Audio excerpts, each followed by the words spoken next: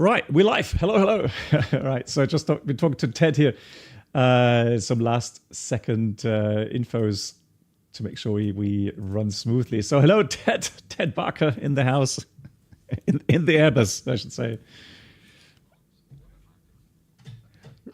Right, here we go. Yeah, so yeah, thank you so much, Ted, and thanks for joining. Now, as always, we're going to try and see how loud Ted is. So Ted, a voice check, please. I'm reading you 5 by 5. How about me? Yeah, I'm hearing you 5 by 5, and so let's see how chat is. What's chat is saying? Just to make sure that we got Ted loud enough. Uncle Steve, hello. Mark, hello to you. And I was Scots, hello. And JSnap, thank you so much, JSnap, for the 98 months. Good God, JSnap, we're getting old, are we? Thank you so much, JSnap. And JSnap, I forgot to mention, so Ted this afternoon mentioned to me that he tried to get a premium tier. It was the basic, actually. Sorry. Oh, the basic, sorry, the basic, but yeah, maybe Ted a tad loud. Okay, hang on. Yeah, so he's getting stuck somewhere, and the payment process, it just doesn't go through somehow. I'm not sure, Snap, if someone else mentioned it. Just thinking that if someone's trying to get a subscription and it's not going through. Maya, hello to you, and A321, hello. All right, so maybe the voice should be loud enough now. If not, let me know. Pilot 19, hello to you. Cool. Yes. So as I was mentioning before, I do want to start embarking. Yeah, thank you, JSnap. So JSnap will check, see what's happening there. Thank you. And so, yeah, the idea was, of course, that to do more shared flights. So to use this fantastic shared flight app. So, yeah, we've created the flight. It runs very smoothly. I invited Ted and upgraded him to the crew. Cool thing is, if there is someone else, so Mark, for example, could join as an observer on the observer seat, or anybody else that has the app running and the aircraft. So you need to Toliss and the app here to join. But yeah, you can even join as passengers. So yeah, and I don't think Mark would trust me actually, but hey ho. He should. So we'll see how it goes. Okay, so. Daniel, thank you so much. Gifting 349, Daniel. Vielen Dank. Sehr nett von dir. Thank you so much for your support. And Daniel said he did the same route today with the Toliss CEO using a fantastic app with the EOSID. Thank you so much. Yes, glad you were enjoying it. My pleasure, and that's why we do it. Yeah, so shared flight. And the idea is to showcase, A, how much fun it is to fly together virtually, and B, if someone is more knowledgeable on the aircraft, you can really quickly teach someone to fly the aircraft and teach them about the quirks and how to program things and use the autopilot, etc. So it's really cool. Today, Ted being a veteran flight simmer, I would say you're not a real world pilot, but you are a veteran flight simmer. I mean, you've been flight simming for how many years? How many years do we know each other now? 7 or 8 years we know each other. So yeah, time's fine. Yeah, so definitely you've been flight simming for a long time as well. So just so everyone knows, Ted is not a real world pilot, but he is he's knowledgeable on the Airbus, and so we'll see how it goes. And the thing is not to do this flight in an absolute perfect manner. I mean, it would lovely if it worked that way, but even if we had 2 real world pilots now rated on A320, things may not go 100% perfect, right? So it's just one of those things where we try to learn, and so we'll do the following. Ted has said he's going to fly as pilot flying from here, Nice, where we currently are located. Beautiful Nice, and we're going to fly to Barcelona on the first sector. And then the second sector, I'll be pilot flying, and then Ted will be pilot monitoring. And then we'll fly from Barcelona to Granada, Lima Echo Golf Romeo, which should have a very interesting approach there. Cool. Hallo Jan, good Abend. Good. one small thing regarding procedures. So I told Ted this afternoon when we set things up, is that obviously if we did a real world procedures where the pilot flying does, over the panel and the programmer of the MCDU, autopilot setup, then the other pilots would have nothing to do really. I mean, you could virtually make coffee or virtually go outside for the outside check. But so the idea is that the pilot monitoring will do the power up, the electrical power up, and the overhead panel. And then the pilot flying does the MCDU programming and the autopilot setup and the radio panel setup. So that's the idea. So the basic layout. And then the rest really then is as it should be in a normal, crew resource complement. And we talked about that as well.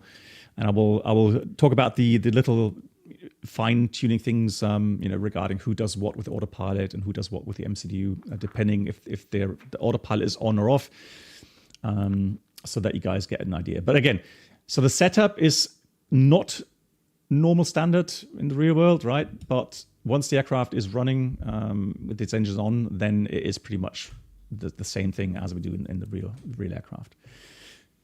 Good. Shall we get started, Ted? Are you ready? I think I'm still breathing. I've got my aromatherapy candles. Excellent. Candlelight on. Perfect. All right. Oh, let me get the batteries on, and then we've got external power connected already. Here comes the external power.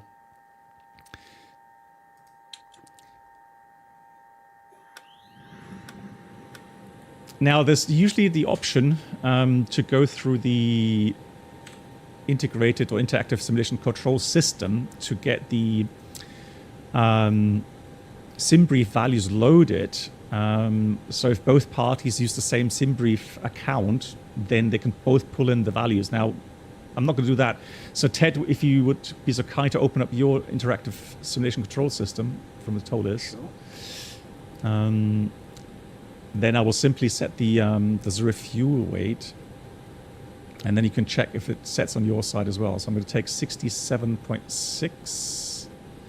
Seems to be moving. Yeah, okay, so 67, let's take a bit of cargo here, 67.6. Applied, and the block fuel. Now, we didn't talk about the fuel, but we could talk about the weather quickly, Ted. Pretend that we're doing the briefing together now. So you've had a look at the weather. Nice here is beautiful. We've seen that on the real world. They're landing 2.2s actually, but here on VATSIM there's been aircraft landing 0.4, and with that wind 0.4, I would have thought would have been in use anyways. But we'll take 0.4. And so beautiful weather here. We've got Barcelona. Currently Cavalcade 31 degrees, 1019. They will have temporary thunderstorms, UCBs, prop 30. Now looking at the weather radar, I don't really see anything near Barcelona. Actually, no, disregard it. Just north of Barcelona. I can see that there is some.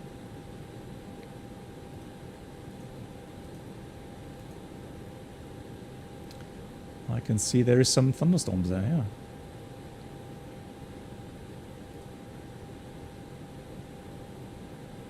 I'm not sure which way they're moving. So, right.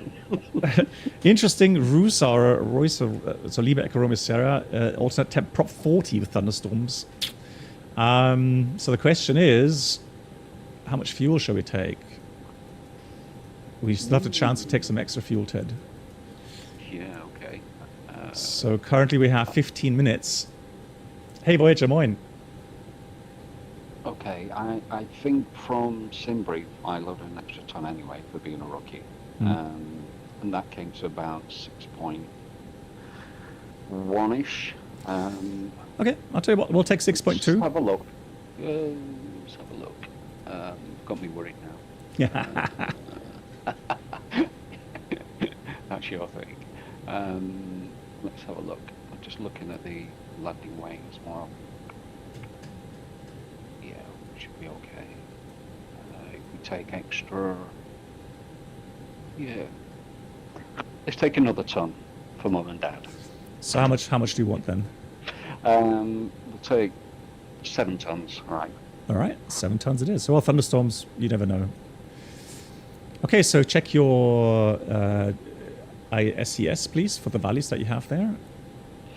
Okay, so I've still got the Toliss Interactive Simulation Control to be open, and block fuel hasn't moved. Is that something I was expecting you to set that? I saw you moving the sliders before. Oh. So how much do you have now? It's just showing 2 ton at the moment. Okay, have a look at the aircraft is showing 7 ton. Okay, there we go. Okay, so that's good with that. That's in then. All right. And then you're good to go to program the MCDU, and I'll watch you do it, see if everything syncs up. Okay. Thank you. Captain, don't get scared. I'm going to test the fire warnings.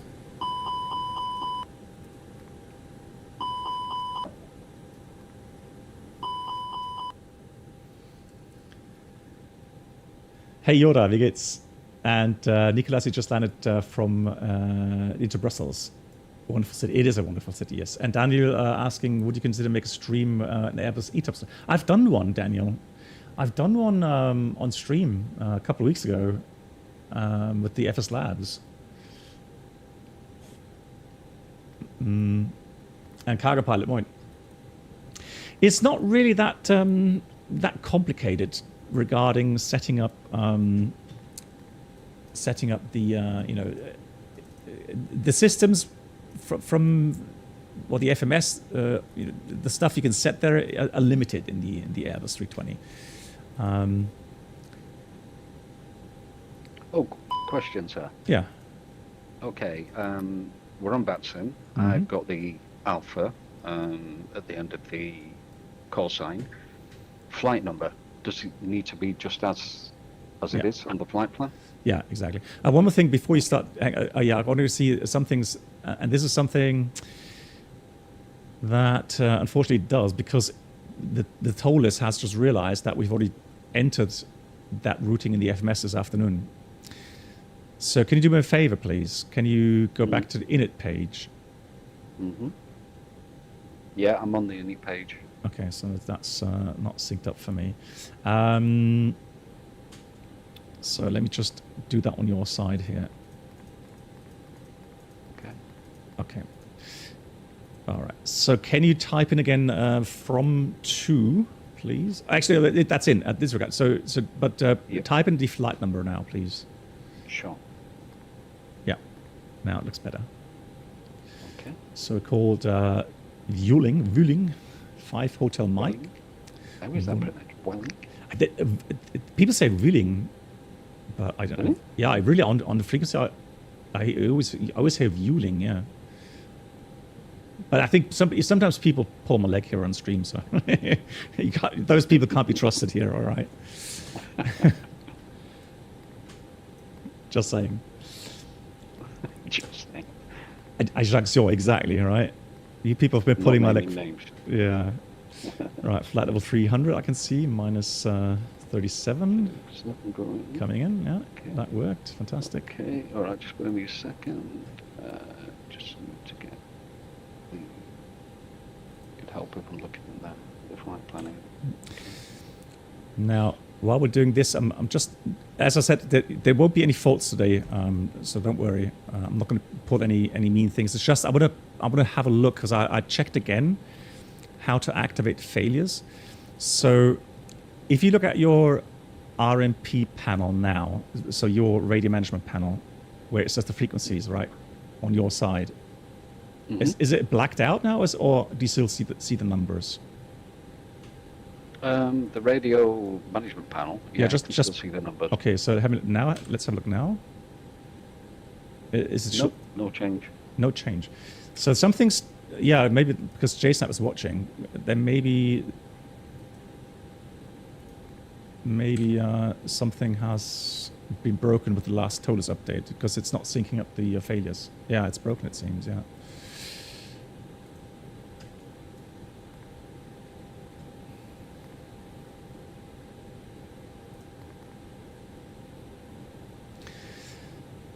Right. Okay. So the questions regarding the routings. You've chosen 7 Bravo. Let me just check the departure route, Yeah, please. yeah, please, if you would. Because I did for a moment think, is it Alpha? Let me have a look at the routing myself. so the That's 7. what's. Yeah, I'm just checking what's different between the 7 Alpha. Oh, okay. So the 7 Alpha is for jets, and the 7 Bravo is for props. So we have to choose the 7 Alpha. 7 Alpha? Yeah, that's Okay. for the. No problem. Let's have a look. Just be on the safe side. Yeah. So that's the mean thing about these departure routes sometimes. You can see here now it says a Polar 7 Alpha jet aircraft and 7 Bravo prop. Yeah, Jason. Louis Phantom, hello. Am I hyped for A340 Toliss? Well, I'm not really into hypes. I try to stay away from hype. But interested, yes. However, correct me if I'm wrong, but they are in collaboration with Aerosoft, right? So, hey, Fluxat. So the thing is, I'm a bit skeptical for obvious reasons, but I'm happy to be proven wrong. If the add-on comes out being very nice, I'll be happy to showcase it. But I'm not going to get hyped, no. Yeah, Cargo Pilot, sure, yeah. So all the infos are on our Discord server. And Lilienthal, wie geht's dir? Nice to see you. Which simulator is more realistic, Toliss or Phoenix? I mean, realistic in what sense, MacEgg? It's one of those questions that it's always hard to answer. Yeah, wonders may happen, yeah. And Vector Raum, hello to you. Yeah, just watching now TED program in the routing here. I'm doing it slowly. Yeah, perfect. Is that what you said? Yeah, okay. Exactly, because that way it gets a chance to sync up.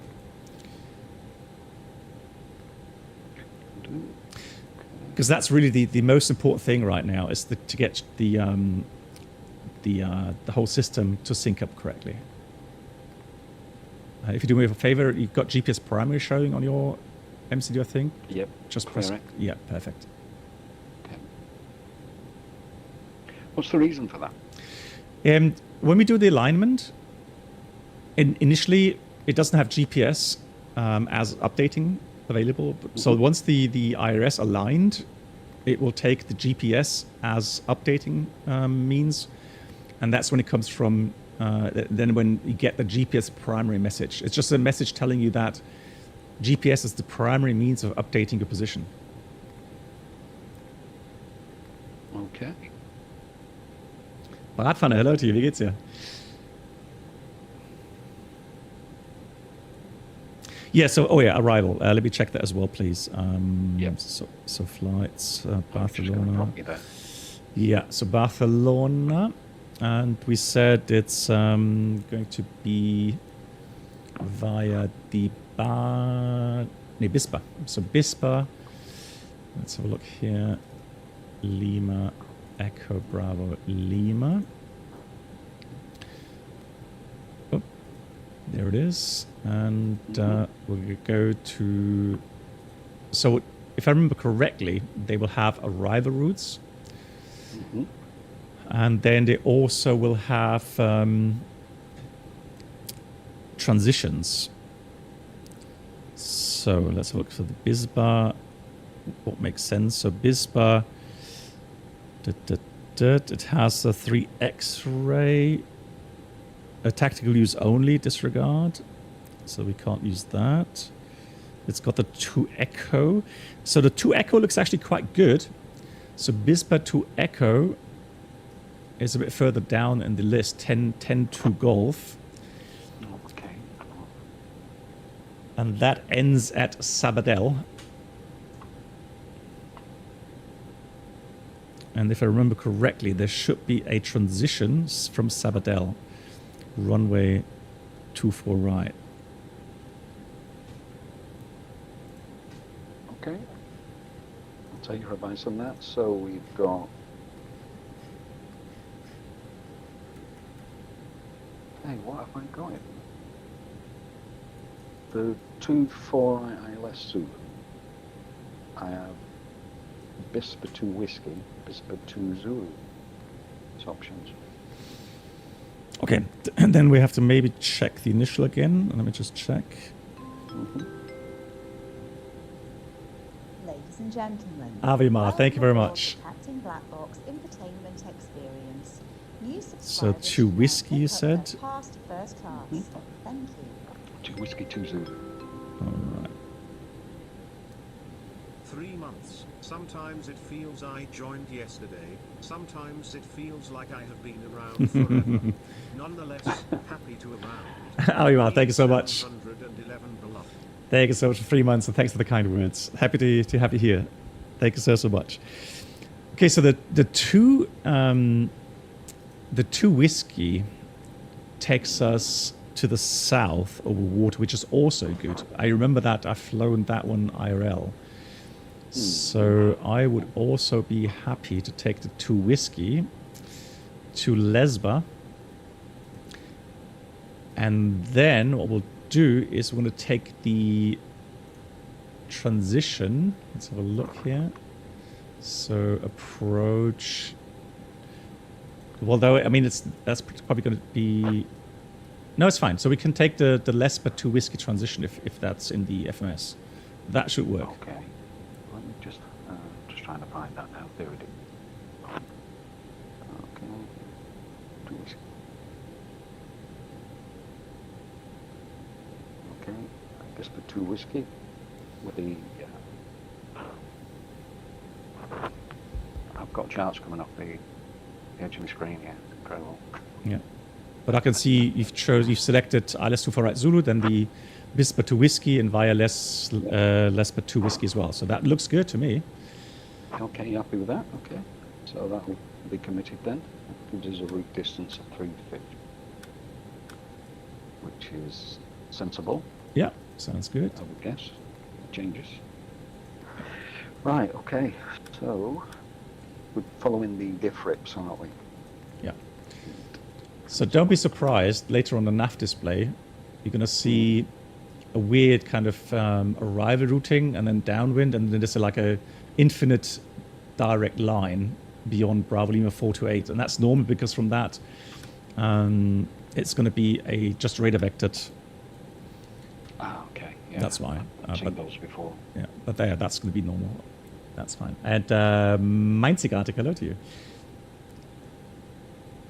Cargo, yeah, cargo pilot. You should. Did you say hello in the channel, in the welcome channel?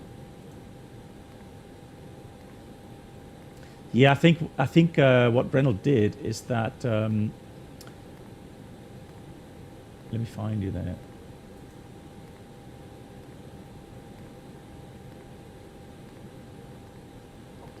Is that he made the channel only for those that really want to see the channel.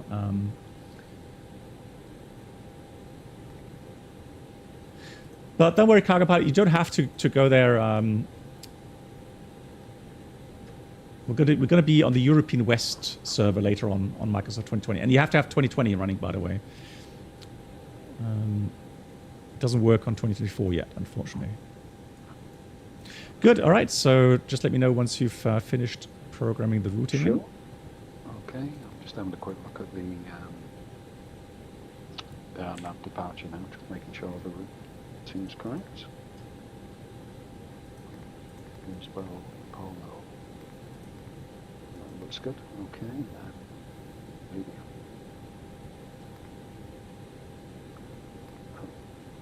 Alpha Zulu Romeo.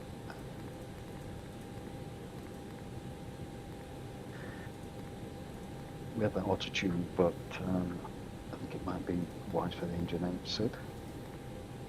Like I sound like I know what I'm talking about. Mm.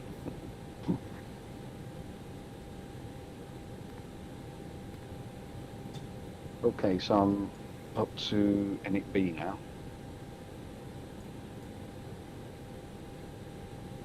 Okay, so on the Init A, what's still missing is the alternate airport, which should be Lima Echo Romeo Sierra. I think that didn't upload. Yeah, okay. Yeah, I shall go back. I've got Lima Echo Romeo Sierra punched in there. Yeah, try again. Maybe that's why I didn't see it up at the beginning. Shall I punch it in again? Yeah. Okay.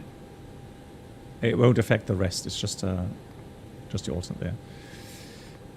Yeah, now it's in. And so now I have on the second page, I can see alternate time, 500 kilograms, 11 minutes, but that may not be accurate.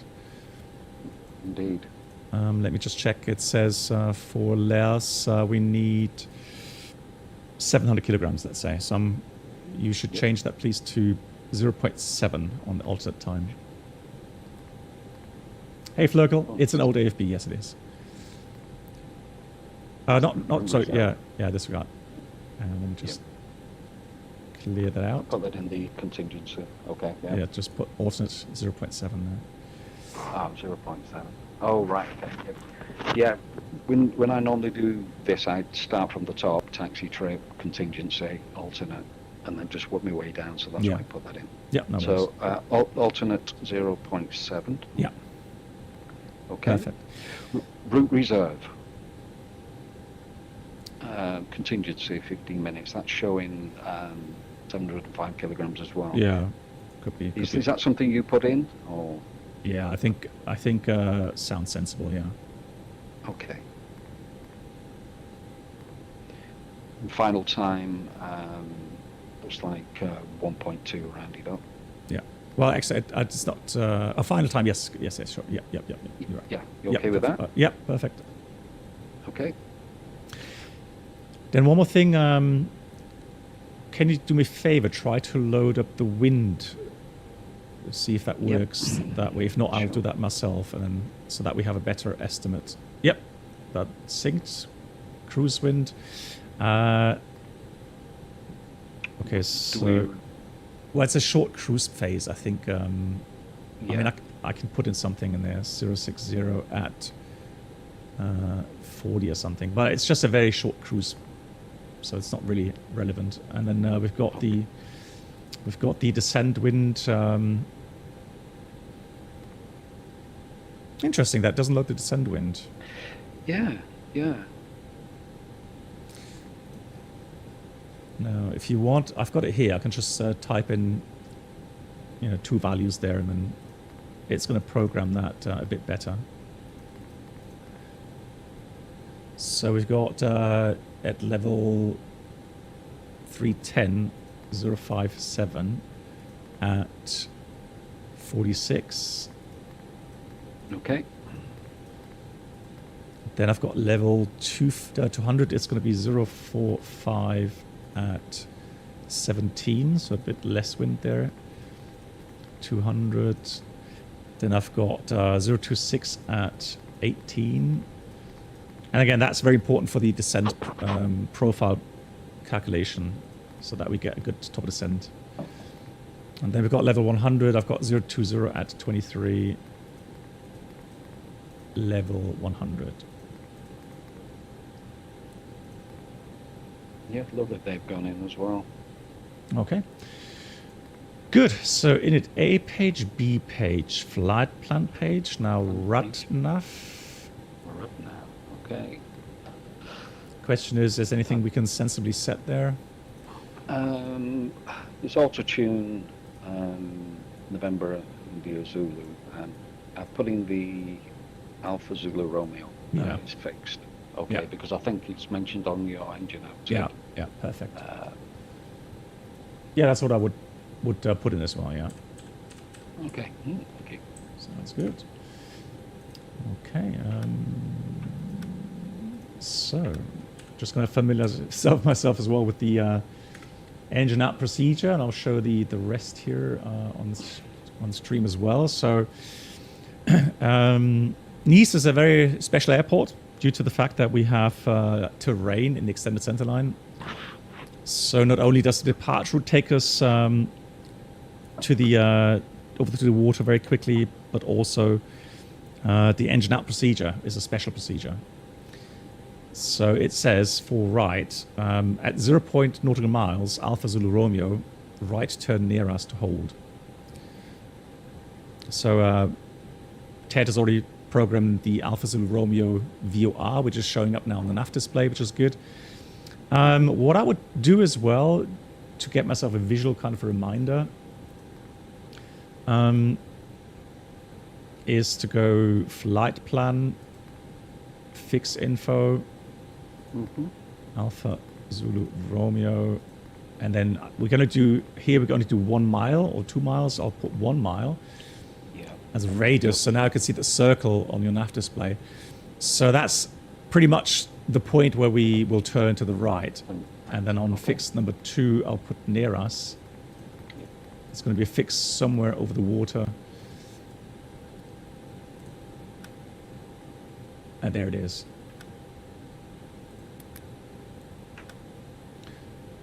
So it's not a complex procedure. It just means that you won't go further than 1 mile out from the Alpha Zulu Romeo DME, and then make sure we turn right. Otherwise, we're going to run into issues with the mountains. The good old Ted Mountains, yes. Have you modified Toliss? No, I have not yet. No. Is something different to what you have? Yeah. Good. I don't really bother with the runway extension line right here because it's only like half a mile past the threshold. So, if like 25 miles straight out, then I would draw in a extended center line. But for this short period, I don't bother. Cool. Let's do the takeoff performance, and for that, let me have a quick look here. And I think if I pull up the weather here in the MCU, it does not show up on your side, I think. So does it not? I'm not sure. We could try. I mean, let's try. So I think it's one of the limitations here in the sim. But I can try. So we'll go weather 8 is. I'm going to pull up Nice here. Metar. But I can read you the values anyways. So I've got Nice currently, Cabo K, 29 degrees. The wind is 190 at 6, and QNH is 1016. Okay. So QNH 1016, full right, full length. And that was 190 at 6. Okay, so we're going to take off performance, presumably. Yes. I just want to check with you on this one, on the tablet. So, weight and balance page, it's showing fuel on board as 6,800. Do you press some kind of reset to current? Let's have a look. Or do you just believe in what he's telling you? Well, I mean, you could put that up to 7 tons yourself. I mean, sure, yeah. Okay. So I have That's 7. done. Yeah. So I've got 7 tons here. So what zero fuel weight are you showing on your weight balance showing page? 73,180. Zero fuel weight. Okay, so open up your ISCS again, please. Sure. So we're going to do it differently now. So under payload, put in 162 passengers, please. So I'm just trying to locate it. Just bear me a second. Yeah, there we go. Okay. Ready? Yeah, so 162 passengers on your side. 162 Yeah. set. Hang on. Hang on. Yeah, there we There go. we go. Yep. So then forward cargo, put in 900. Yep. 900 is set. Yeah, and aft cargo 1000. Yeah, that was set. Okay, then I'll press reset that. then press apply these apply, yeah.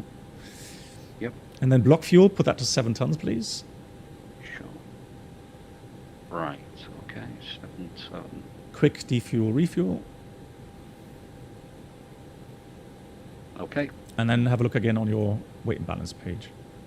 Sure. So if I go reset to current. Zero fuel weight of 67,680. Perfect. So I have a takeoff weight of 74,680. Yep, same here. Okay, so we'll take that. So I'm going to put 74.7 takeoff weight, CG is 28.3, takeoff thrust, flex, config, automatic, air conditioning off. Okay.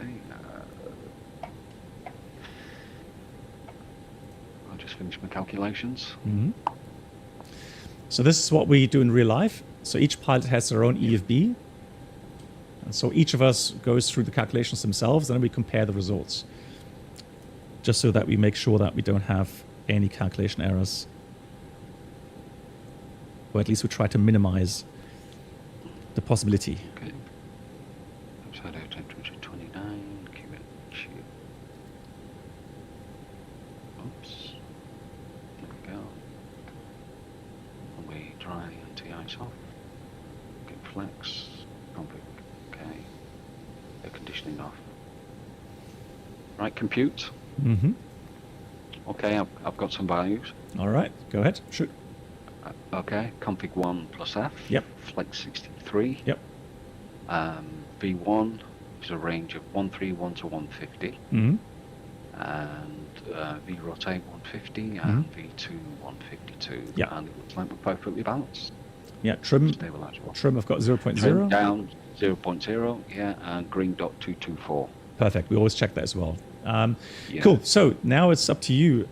What kind of V1 would you like? So you can see the range here, right? If we take the higher V1, 150 knots, we're going to have a stop margin of around about 164 meters.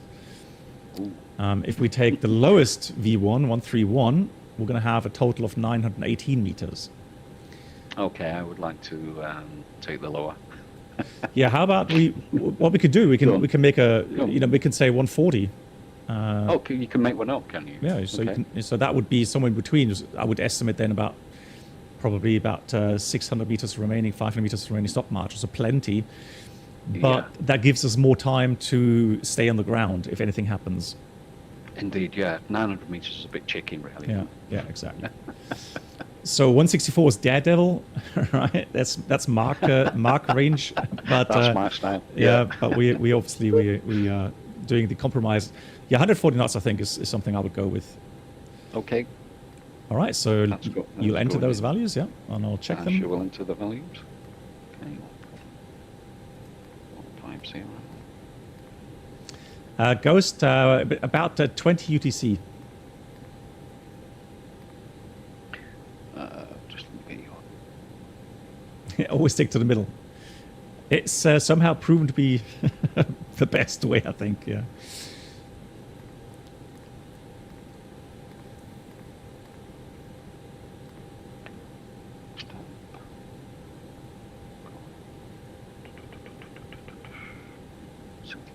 Yep. And just going to put the special NADP departure was on. 2020. Yep. We've got acceleration. That's gone in and engine out at 1,600 feet. Perfect. Okay, so that's the takeoff page. If you'd like to check that out. Yeah, I've checked that. Thank you. And the last thing to do is secondary flight plan. Copy and then make a return plan. Copy active. Checked. Okay, and then a little bit of help on this. Yeah. If I click that and then go to new destination. Just type in new destination. Yeah, Lima. Foxtrot Mike November. Sure. Okay, and then we're gonna click on the lower 6 left. And put the arrival. Yeah, we're just gonna put the ILS Zulu 4 right, if that's available. Sure. There it is. Yep. No star. No star. No via. Perfect. Okay. Happy days. So, okay. Excellent. Synced up. Perfect. Thank you. All right, that's so good. Cool. Then go back on your page, please, so that we are synced up. Your flight plan in it. Perfect. Roger that. So I would be ready for a briefing, and I'll start the APU in the meantime.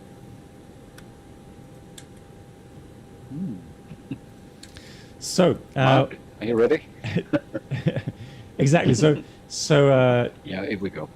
So the thing is, on our website, we have the documents. We have and Ted knows this because I talked to him about this, but maybe someone here doesn't. So there has been a change in the way that we brief our departure.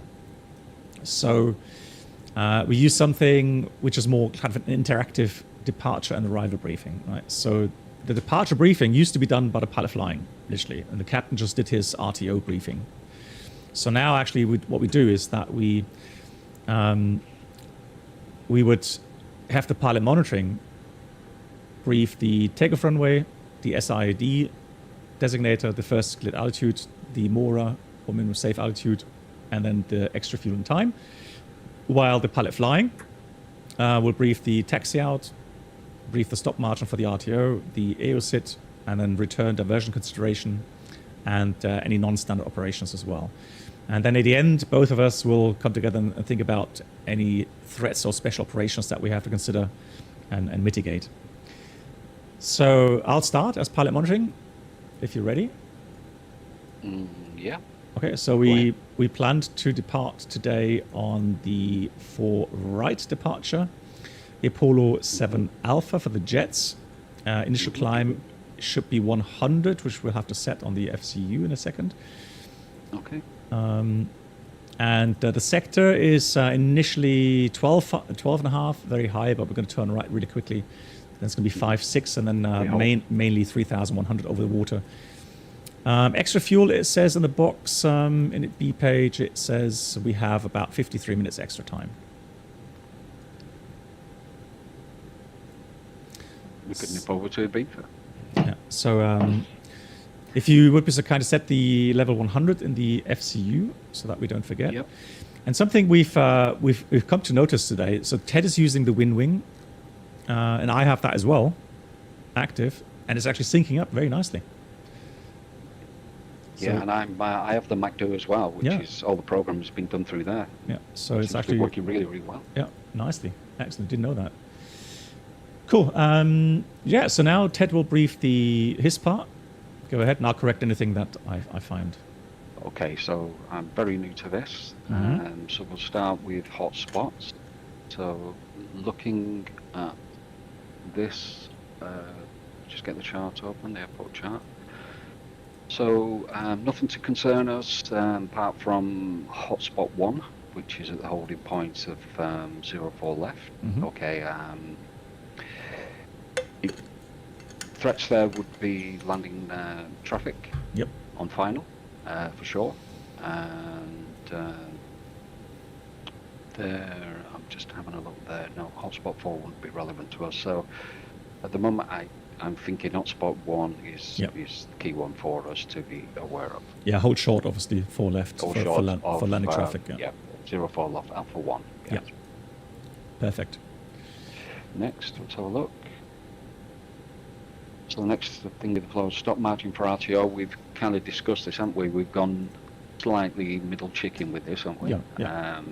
So we're looking at about 500 meters, roughly. Yep. Stop margin.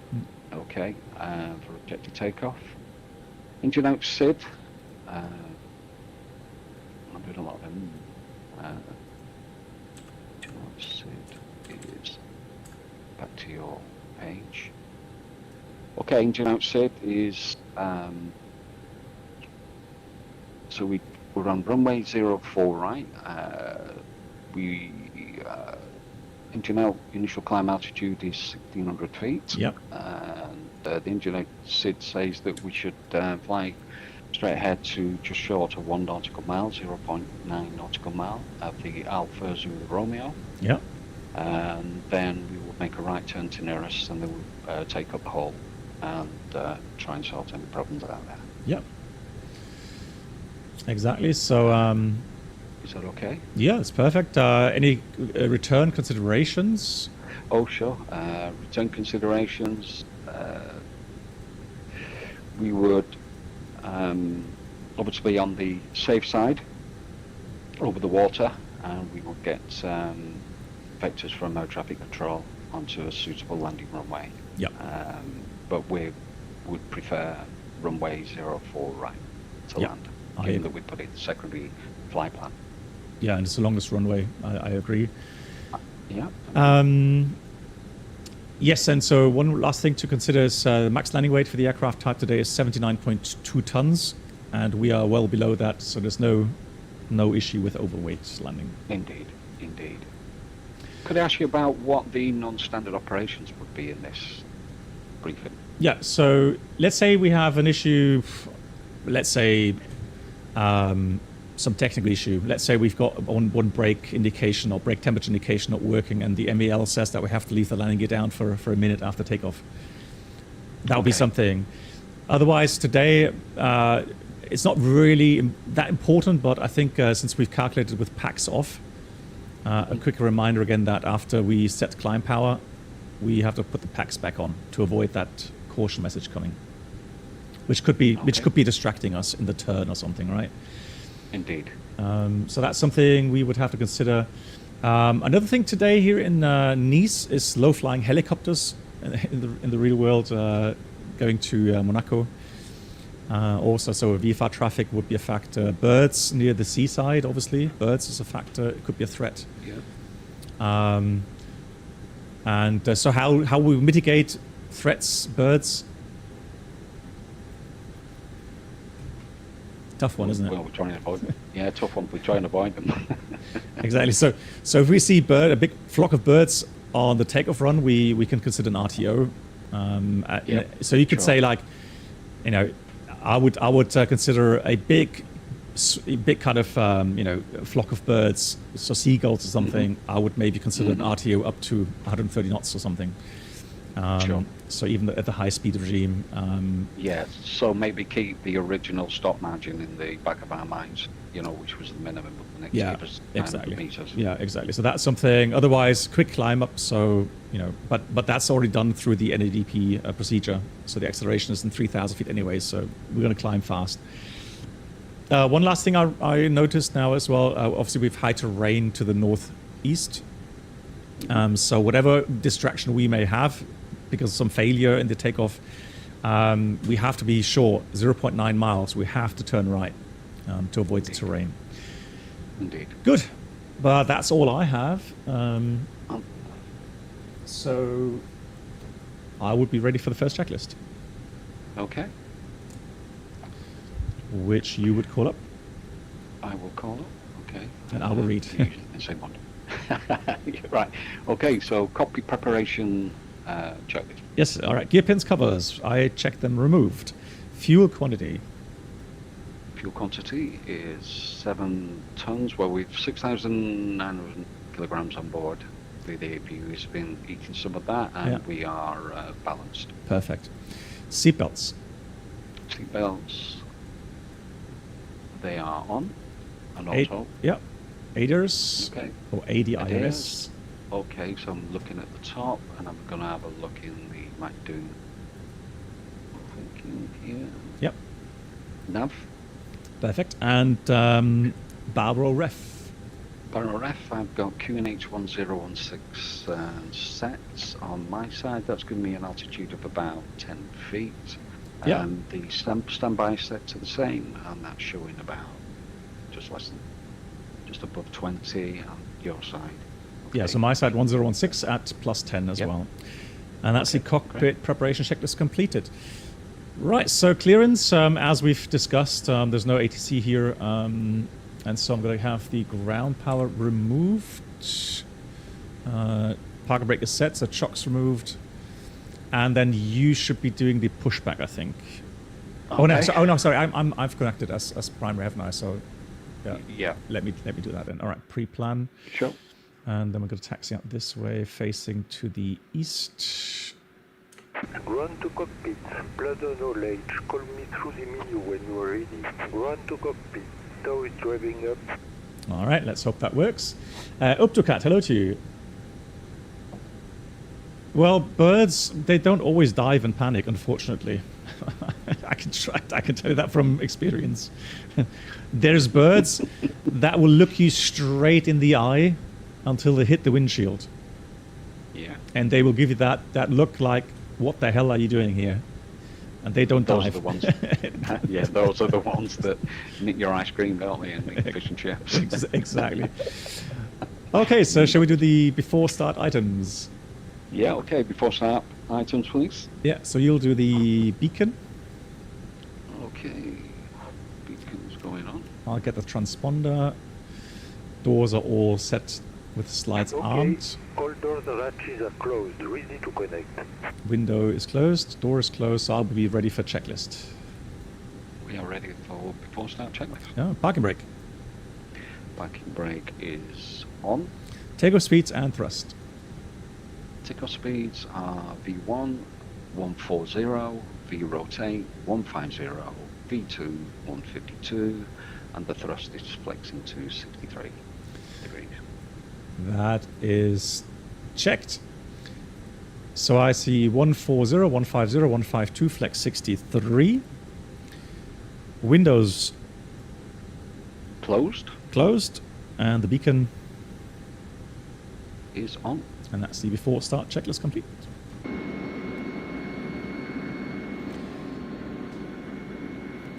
Run to cockpit, please show me where you want to go. Already did. Run to cockpit, Francois. please show me where Yeah. you want to go. And bypass pin inserted. Release parking brake. Okay, release parking brake, please. Oops. Let me just get rid of that. Okay. There we go. Did you release? Yeah, just hang on, and there we go. There we go. Parking All brake right. released. Starting pushback. Starting and movement push. of engines. Right. Dustinger. Okay, so engine start is the following. It's your item with the start switch, Okay. and also with the engine master levers as well, master switches. So that's your item. So you would just announce engine start. You would then put the ignition start to start. Okay, right.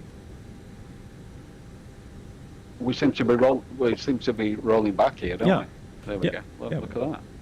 Yeah, we were rolling back then. And we're pushing back. Did you put the brakes on? No, can you see the can you see the tow truck ahead? Yeah. For me, Is it's it connected? Yeah. For me, it's disconnected. Okay. Right. Okay. Okay, that's one of those issues then sometimes. Okay. Ready for engine Okay. start. Yep. Starting engines. Starting engine 2. All right. Let's see how those bad boys sound. Mm-mm.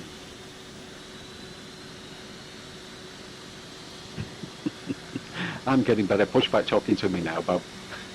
Okay. He's telling me. Anyways, Yeah. it's happening. Yeah. Let me do the pushback. So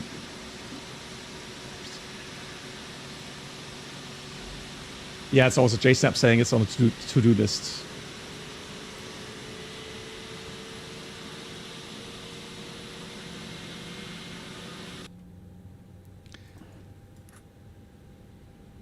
Okay. Oh, fuel pumps. Shall put them on for you. Yeah, that's your job. Is it? Hang on, let me think about this. Oh, you Yeah. said overhead panel is yours. It's true. I did It's say- yours. I did say that. You're right. Operation complete. Set parking brake. All right, set parking brake, please. I'll set the parking brake. Yes, please. I can do that. Thank you. There Good. we go. Parking Yeah. brake set. Engine 2 is running. Connecting tow. Stand by. Okay, starting engine 1. Yep. In the real world, would you start a timer? Unable to find Um, UID 50. No. No. I mean, you can. I think it's like two minutes for the total start cycle. But I mean, if you look at the normal clock and just mentally note down, it was 44. Yeah. And then, you know. Yeah, it's right in front of you, isn't it? And Yeah, I mean, I've never had any issues with it taking so long, because usually, since it's the FADEC is monitoring everything here, if there's an issue, it'll tell you. I mean, oh, there we go, looking good. Have you waved Francois off? So I'm still getting nose wheel No, steering. I have done so. So now that both engines are running, you would say after start items. Okay.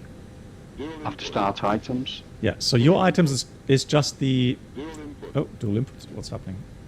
It's. Can you? Oh wait, can I think. you? Can you it's request? fine. Yeah. Can you request the controls from me, please? Just bear with me a second. I've just got better pushback. He's just waved me off and nice flight for whatever reason. Okay, so my flow items would be to mode selector back to normal, correct? No. Yeah. That's fine. And then just AP. And Yeah. then just APU. Do you want me to take control of the flight controls? Yes, please. Yeah. Yeah. Because otherwise we're going to get things with. Okay, so I'll do Hang that. on. One more second. Just let me wait until my pushback is completed, because I still have a note in the bottom there that says pushback in progress. I did see something and it disappeared. No, yeah, it's just not synced up with us too. There. All right, he's driving away. Okay, so once he's driven away, then you start your flows then. Yeah. So I've already set the spoilers, the flaps, and I would be ready for a flight control check. Okay.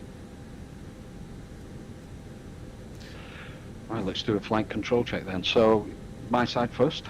Yeah. One more thing. So for some reason, I'm not showing that you have the flight controls.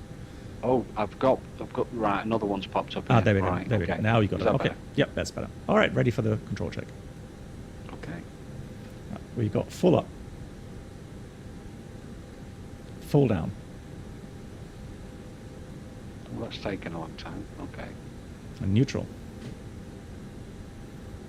Full left,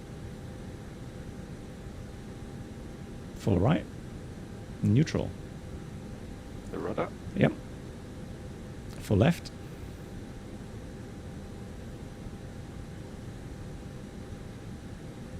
Full right.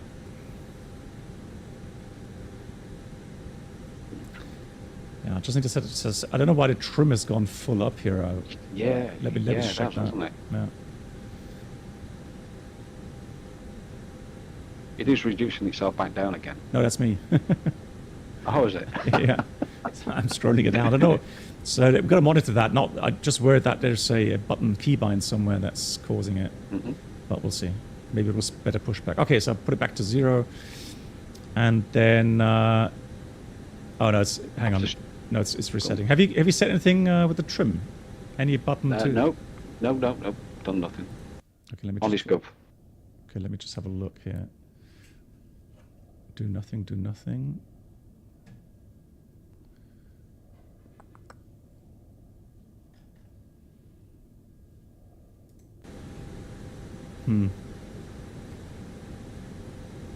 So I don't know why it's trimming itself up to...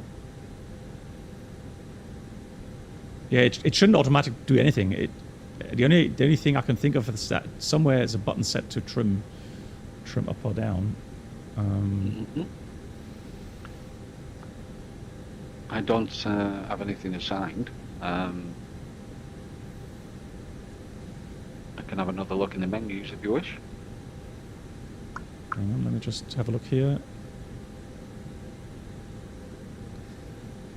Yeah, for some reason...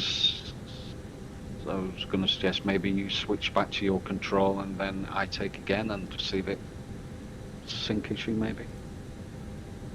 Okay. Let me try that. Okay, so I'm showing at the moment pilot flying rudder only. For Yeah, you. that's fine. That's fine. Yeah. So yeah, but yeah, Take- no, the trim is resetting. And hold on.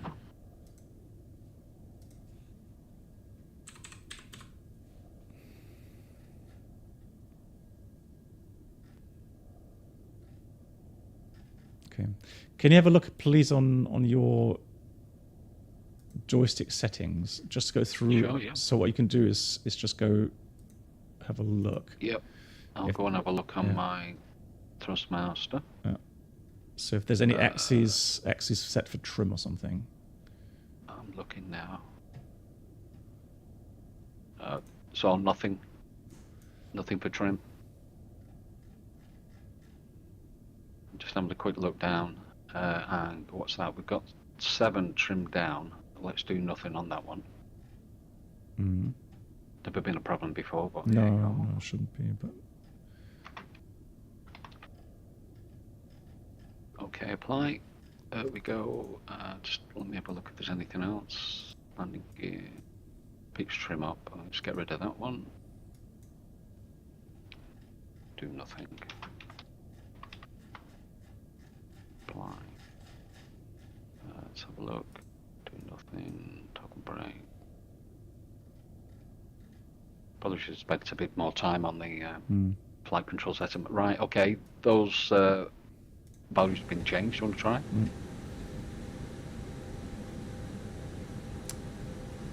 Hayden, hello. Yeah, if not, we're just going to start taxiing and see if it calms down once we taxi or something. Okay. So Yeah, it's going wild, that, isn't it? yeah, I'm just going to reset it again to 0. I've not seen that because the autopilot should be off. I mean, it shouldn't really do anything with the trim. Nope. Yeah, All yeah, looks right on yeah. my side. No, it's always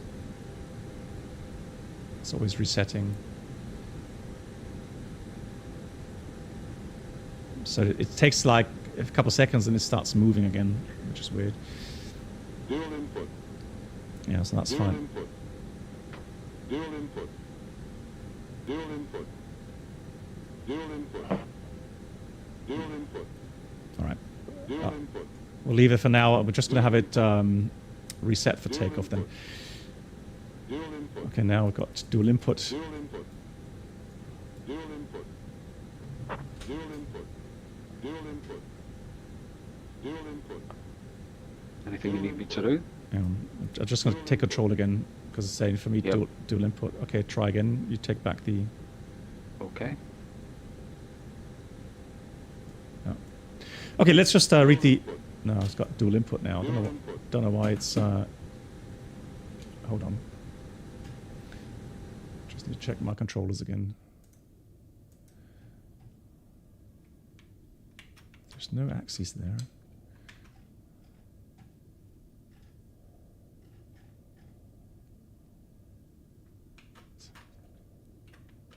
No. All right.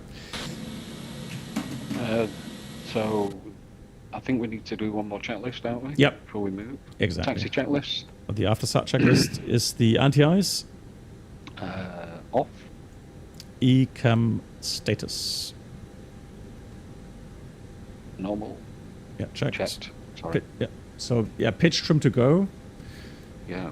and the rudder trim. It's neutral at the moment. So that's the Yeah, after-start checklist complete. All right, taxi out. Okay. Let's have a look. So taxi Yeah. out is going to Yep. be. So I'll give do you the wanna clearance. do yeah. Okay. No worries. So I'll give you the clearance. Let's have a look here. It's going to be Sierra Tango, I think. Alpha short, Alpha 1. So yeah, we're going to take Sierra Fox. Oh yeah, Sierra Tango is fine. Sierra Tango. Yep. And then, Alpha. well, we're going to do it different. So Sierra Tango, Charlie, Uniform, and then Alpha, hold short, Alpha 1.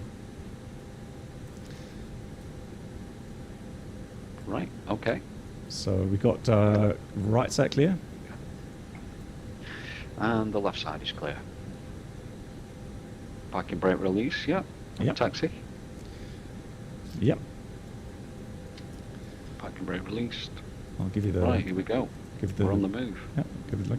Okay, someone is saying. Someone else had it. Lima Echo says they had the trim issue as well. When you try to set the takeoff trim too quickly with the mouse.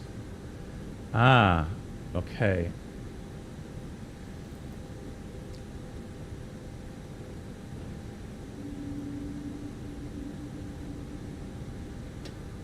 Ah, okay, so Aviamar is saying that as well. Okay, so can you just quickly stop the aircraft, please? Just 1 second. Yeah, sure. So what I'll do, I mean, the only way you can set the trim maybe then is through a key binding. So let me have a look at Bravo throttle quadrant, and then let's do this one here. So I'm going to take trim. So that's going to take a pitch trim down, And this, I'm going to put pitch trim up because that would be cool if that worked that way. So let's have a look. Okay, it's working with the trim wheel. Okay, so so now I'm using a keybind. I mean, that would be an interesting fix for that. So thanks to Aviamar and thanks to Lima Echo Lima for letting us know. Yeah, thanks, guys. Right. Okay, you can continue taxiing if you like. All right. Could you just repeat the taxi instructions? Yeah, Sierra, just straight ahead, then right onto Tango. Tango. Yeah. And I'll tell you later where to go as well. And then I think it was Charlie. Okay, right. Charlie and then Alpha. Charlie. Okay, cool. Charlie Alpha. Right, lovely. Let's go. Mm-hmm. It's on the move again.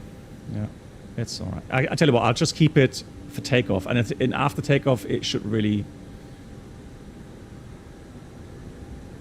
stay put anyways with the flight controls. Right, okay. So, Tango's this way, isn't it? Where are we? Yep, you're correct. Yep, there we go, yeah. All good.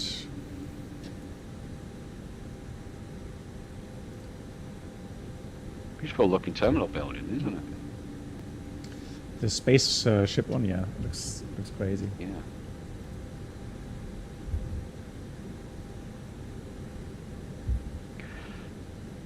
So we have tested the brakes, so auto brake max, is it? Mm-hmm.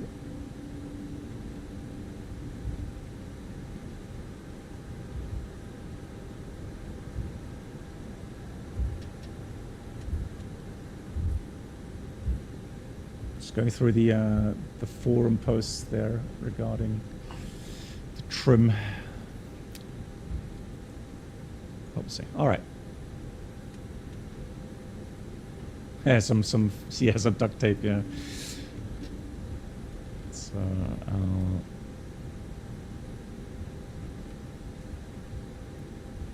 right, and then Charlie to the left. If you see Charlie.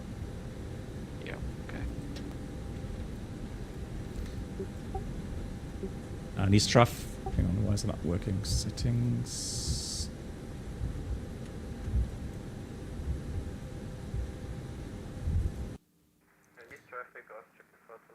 Just in case you're wondering, I've had to set a keybind here very quickly.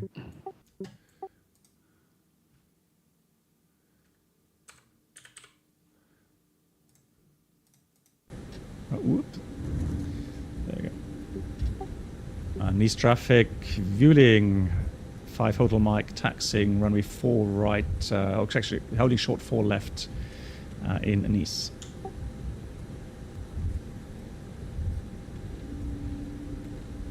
So left here, I think. That's Charlie, yeah. And then and next right again. Okay.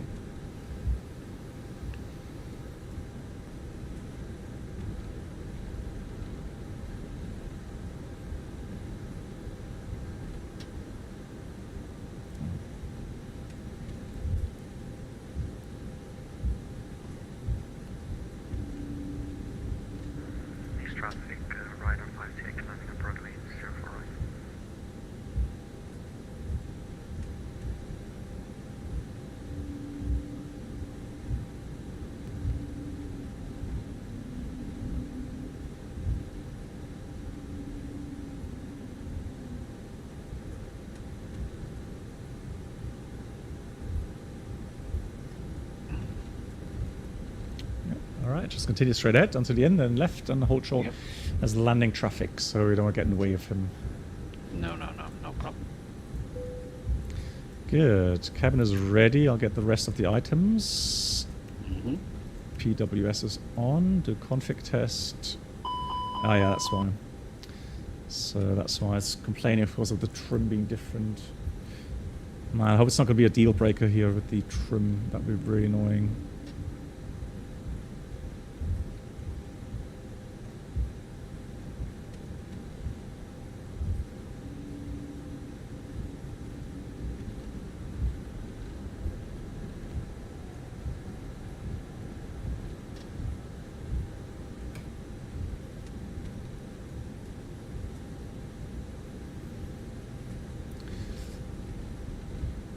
Okay, let me have a look. I don't see anyone. Although, let me switch on TCAS.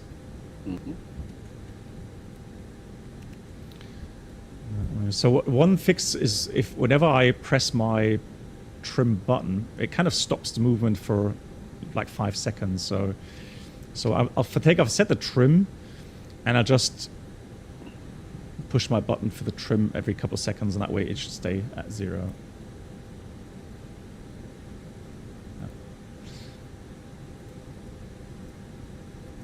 Yeah, all right. So that's normal. Let me just check the approach. They're all very quiet on the frequency for some reason. Kind of weird.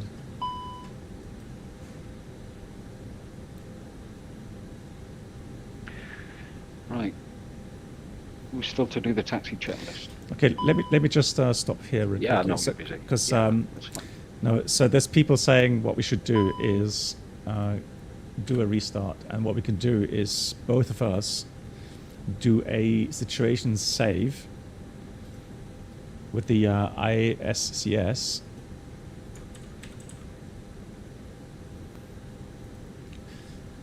Do I need to do that also? Yes. So what we're going to do is just on the startup situation. Yep. And then, let me just have a look here. Autopilot. No, on the ground it doesn't work. Hang on. I don't think it works on the ground with the autopilot. No. Okay, so then save situation file name. And then goes save situation. So I put Nice, for example. Nice, save situation. Okay, we'll just put Nice in there. Save situation. Yeah. And then we'll disconnect from shared flight. Okay.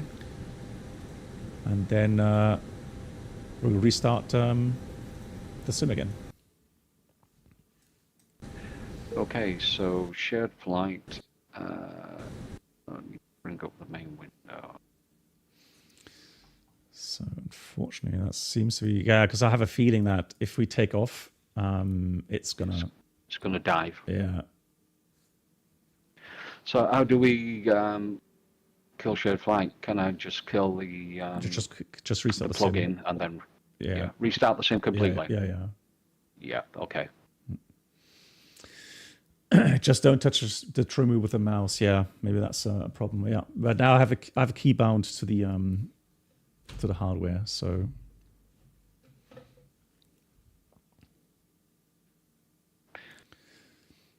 then once we've both loaded back into the sim, are you going for a full restart? Yeah. Black box. Yeah. Okay. Right. So okay,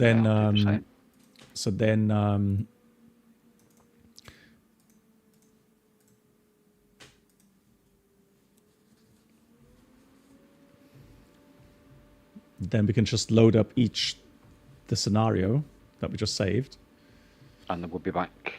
Yeah, everything's programmed, etc., etc. So, but first of all, I think what may help is then if we go to the ICSC and then you can set the state right. So we can set, for example, engine running. Yeah. And then we'll load the scenario and make sure that everything's still programmed.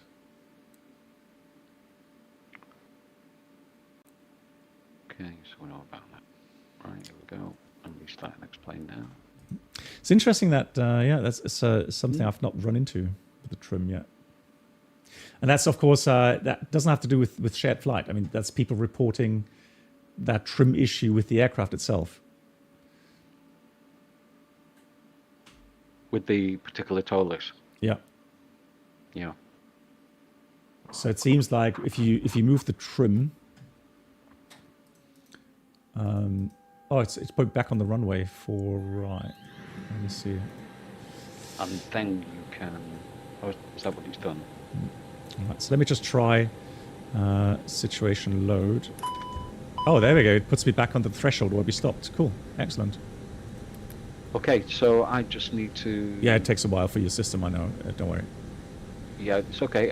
I'm ready. I've got the aircraft. I've got the airport. Do you want me to just go for a start location and then I can go into the Toliss panel then. Yeah, whenever, it doesn't matter where you spawn in, just as you load up the scenario, it puts you Yep. back into the same spot where you stopped. Right. Okay. So I'll just start there then. Yeah, so what I'll do, I'm going to set the trim here now and see if it starts moving again. Because if it does, then obviously something big is broken. Mm-hmm.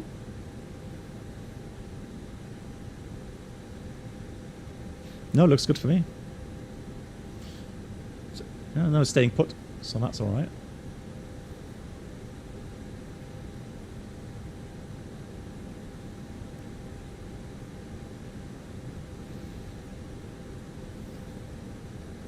No, it seems to be working. Fantastic.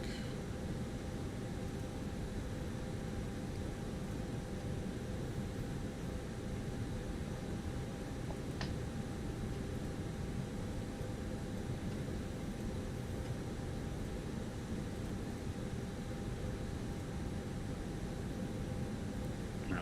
Okay. I'm on the wrong way.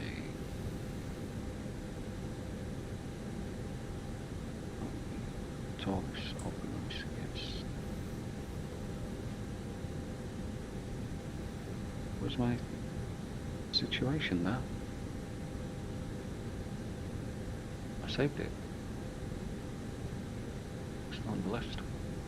Go for auto saved. Mm-hmm. It's the best I've got, BB. Okay.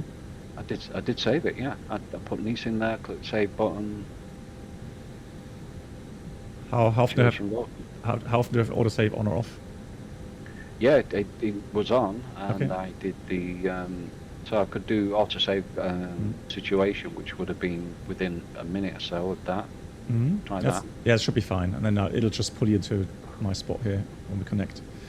The important thing is that obviously you have the Yeah, routing. I'm at Alpha 1 now. Okay, perfect. All right, so I've Yep. created the Yep. flight again. You can just join the flight and Sure. we can connect again. Okay, sure, mate. Do. Apologies for the slight delay. But yeah, that obviously wouldn't work otherwise. So there, make crew. There you go. Okay. So now go ahead again with taking over control. Right, so she'll do thrust. Right, there we go. Okay. I just need to take away the control again for you. Okay. Okay, go ahead again with take over control again. Yep. Done. It's screaming dual input for me at the moment. Mm.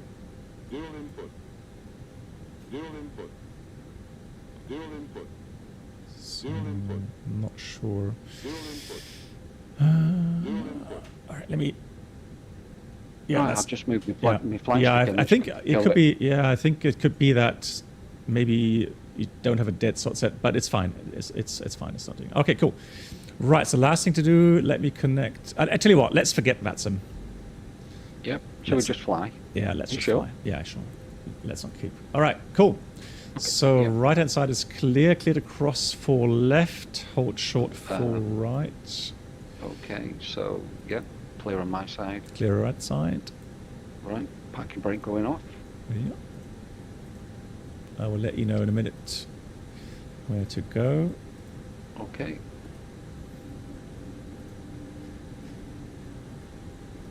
I think the first time we ever did this, you told me to go on to taxiway whiskey, and I did.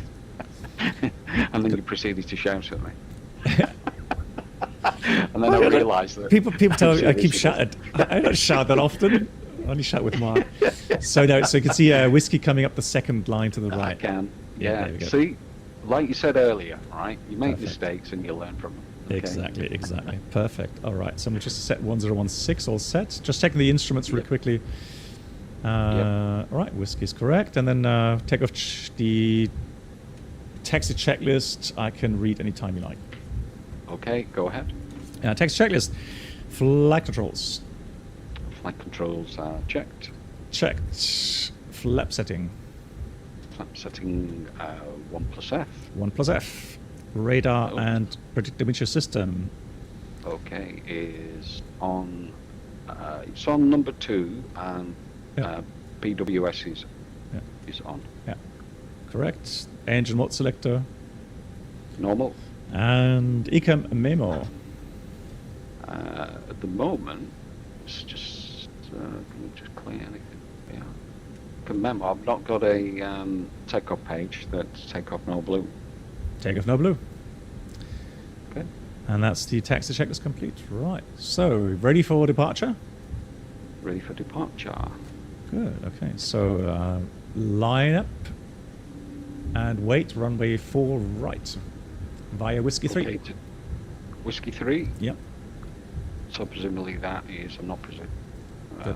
It's full length, yeah. Is it full length? Yeah, I would have thought so. Yeah. Okay. Hey, Zeke.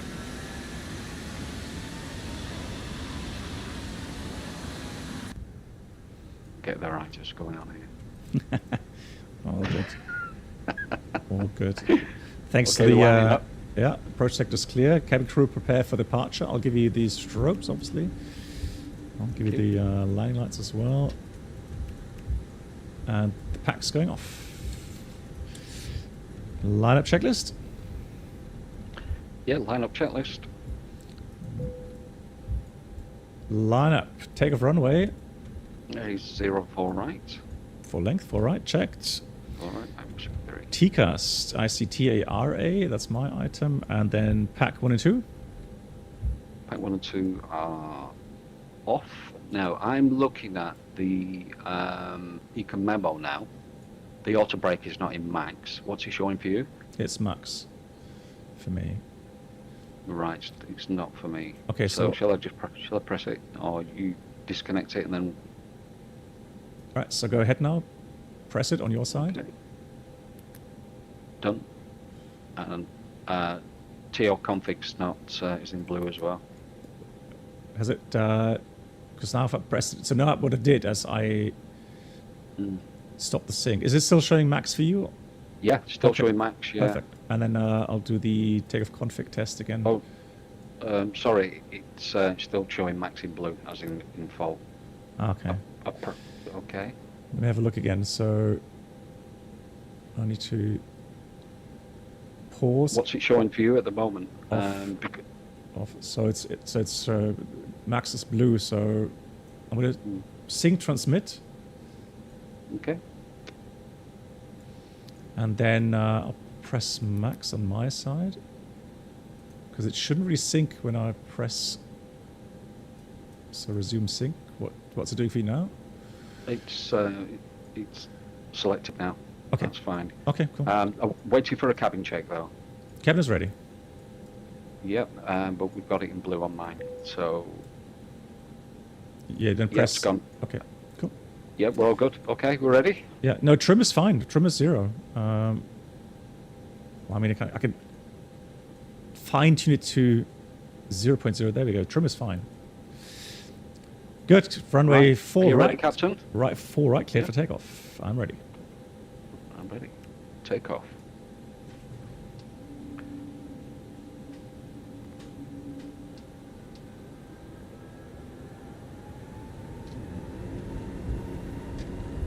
Oops.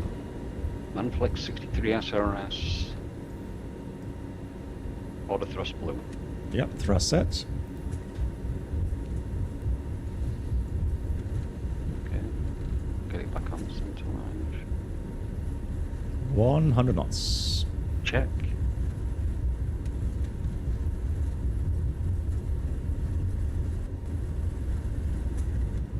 V1. Rotate. Rotate. Got to be careful with the 321 of you. Yeah, With the true. lamp. Pause the rate. Gear up. Gear up.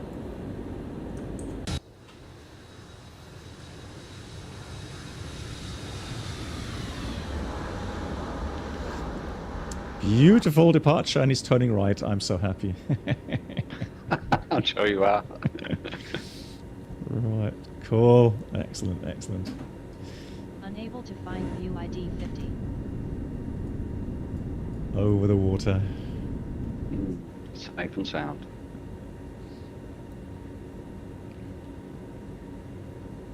Just watching that airspeed there. Yeah. Looking back at Nice.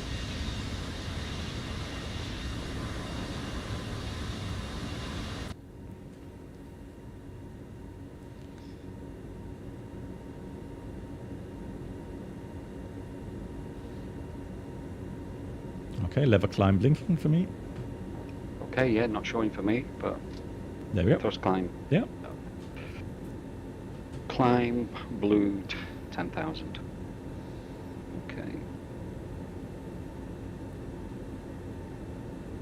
Okay. Nice departure. Yeah, that's true. All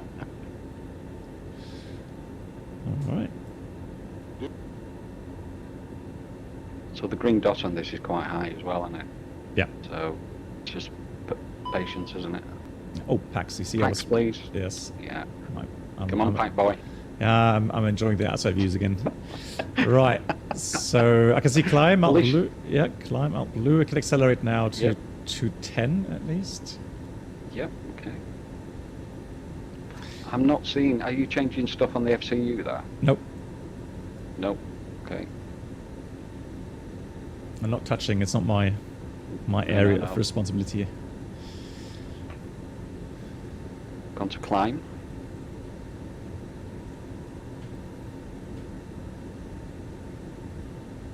Getting some kind of acceleration.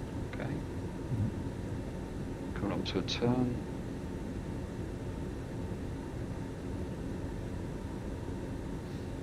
Just a little bit nose high. Yeah, that's the thing. Right. Okay. So we need to go past transition now, aren't we? Yep. So, all right. So You I'm would- pulling standard. Yeah, you just say altimeters. That's a command. Altimeters. Yeah. So I put mine to standard, and then now you would just say standard. Standard. Standard on my side. And then do we announce a check on the flight level?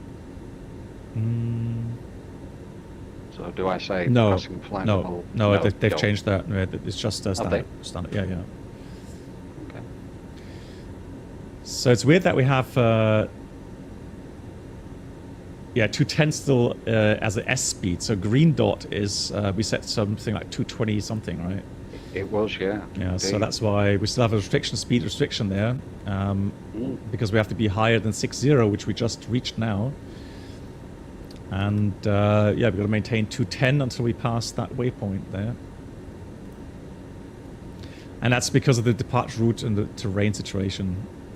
That's why they have you climb so fast. But looking good so far. Yeah, so the trim issue luckily went away with the restart, which is good.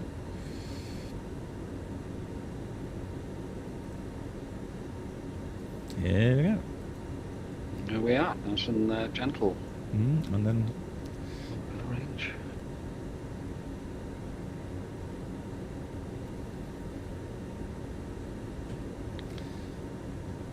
It seems very graceful, this aircraft, doesn't it? yeah.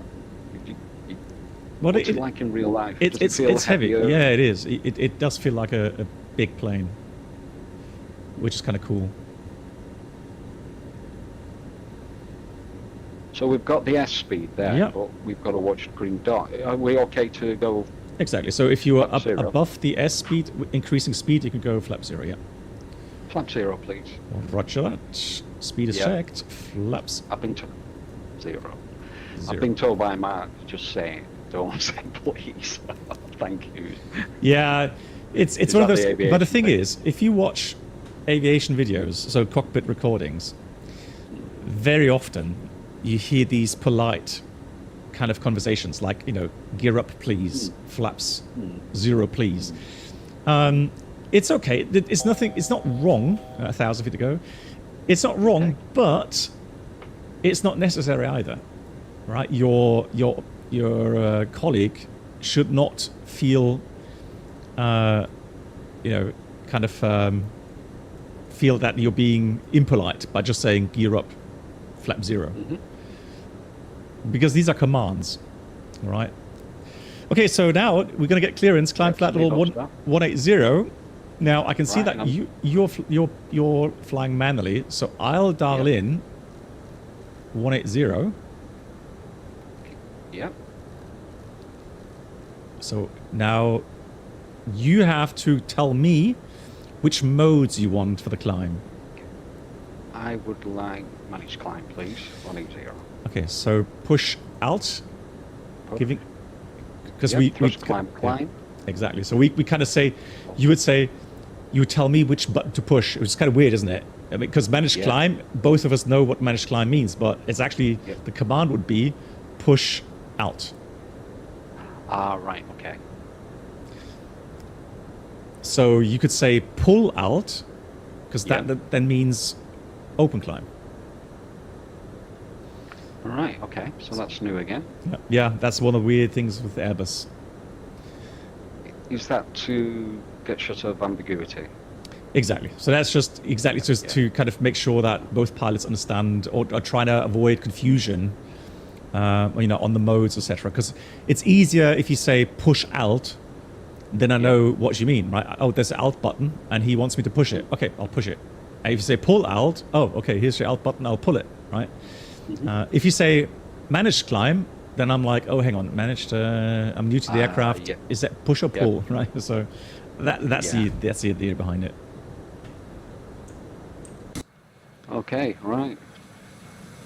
I'm quite liking just trucking away with this at the moment, giving you all the work then, is it?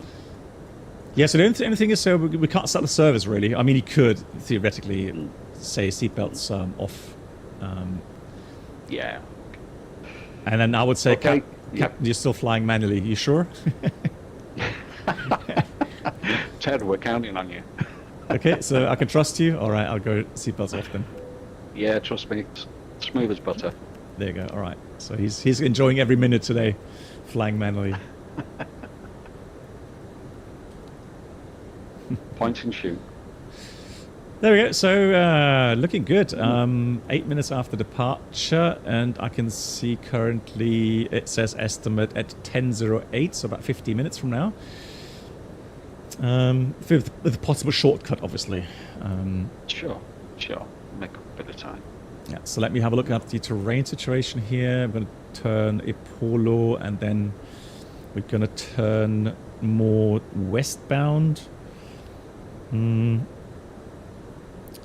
But it's fine. We're going to be flying along the coastline, really. So we're kind of turning around the south tip of France and then go south of Marseille. So we're not really going to touch any terrain there. Look at that. It's a bit hazy today. It is, isn't it?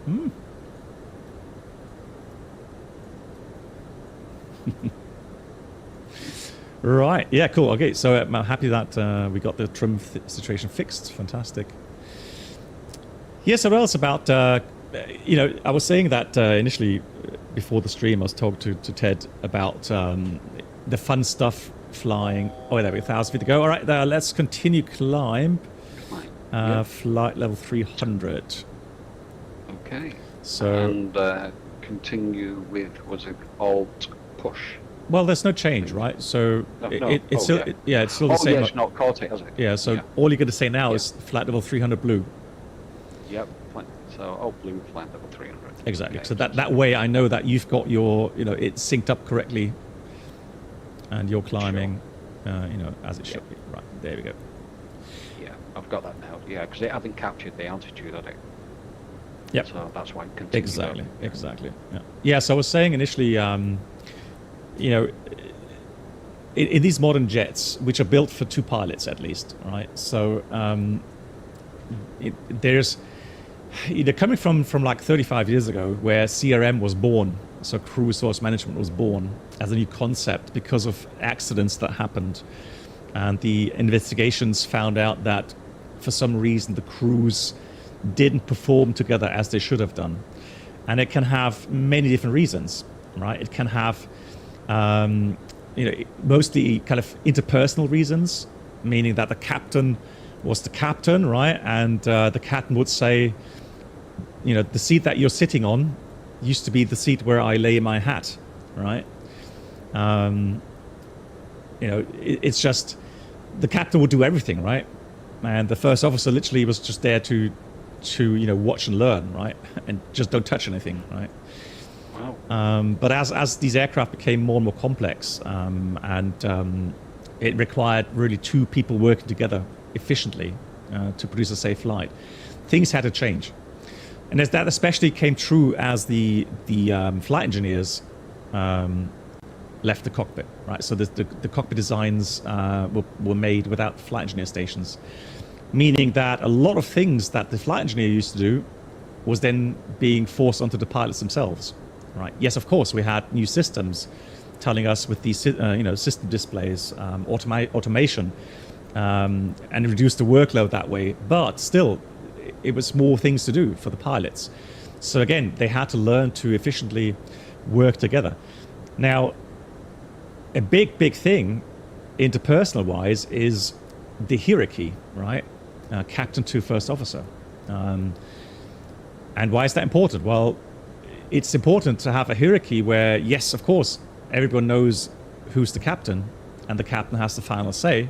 However, the atmosphere has to be such that the co-pilot knows his role, but also feels comfortable enough to speak up if the captain does something that seems to be unsafe, or if he's not following correct procedures, or if he's not maintaining correct airspeed, whatever, right? So, be able to make these call-outs. And I come from those days where CRM was born, because I started flying in 1990. So I remember we had the very first CRM seminars, and I do remember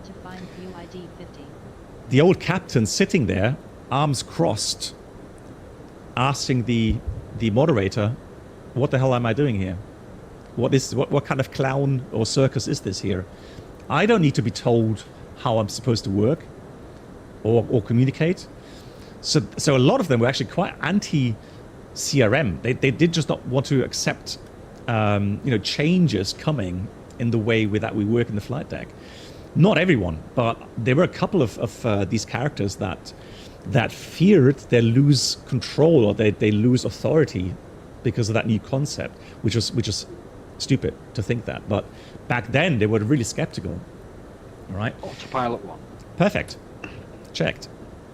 And we have 5,000 to go. Right. So it was a concept which was new to everyone, and obviously, in some ways, I guess some people, especially those that were developing these concepts, were on edge, on guard, to see how it would be implemented, and if it actually then increased safety. All right. And it took some time. Now, changes, especially aviation, sometimes they do take their time, but obviously, as you can see in the statistics, safety has been increasing steadily ever since. And yes, accidents still happen, and even based on some interpersonal reasons, on human factors. But overall, CRM and these concepts, threat and error management, they have definitely increased the safety on board of these aircraft.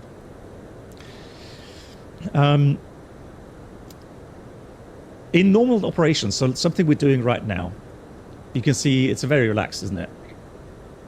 We have time. We have time to chat. We have time to consider, let's say we get a report now saying, oh, the thunderstorm that was north of the field as we briefed has now moved towards the airfield, potentially creating an issue for us.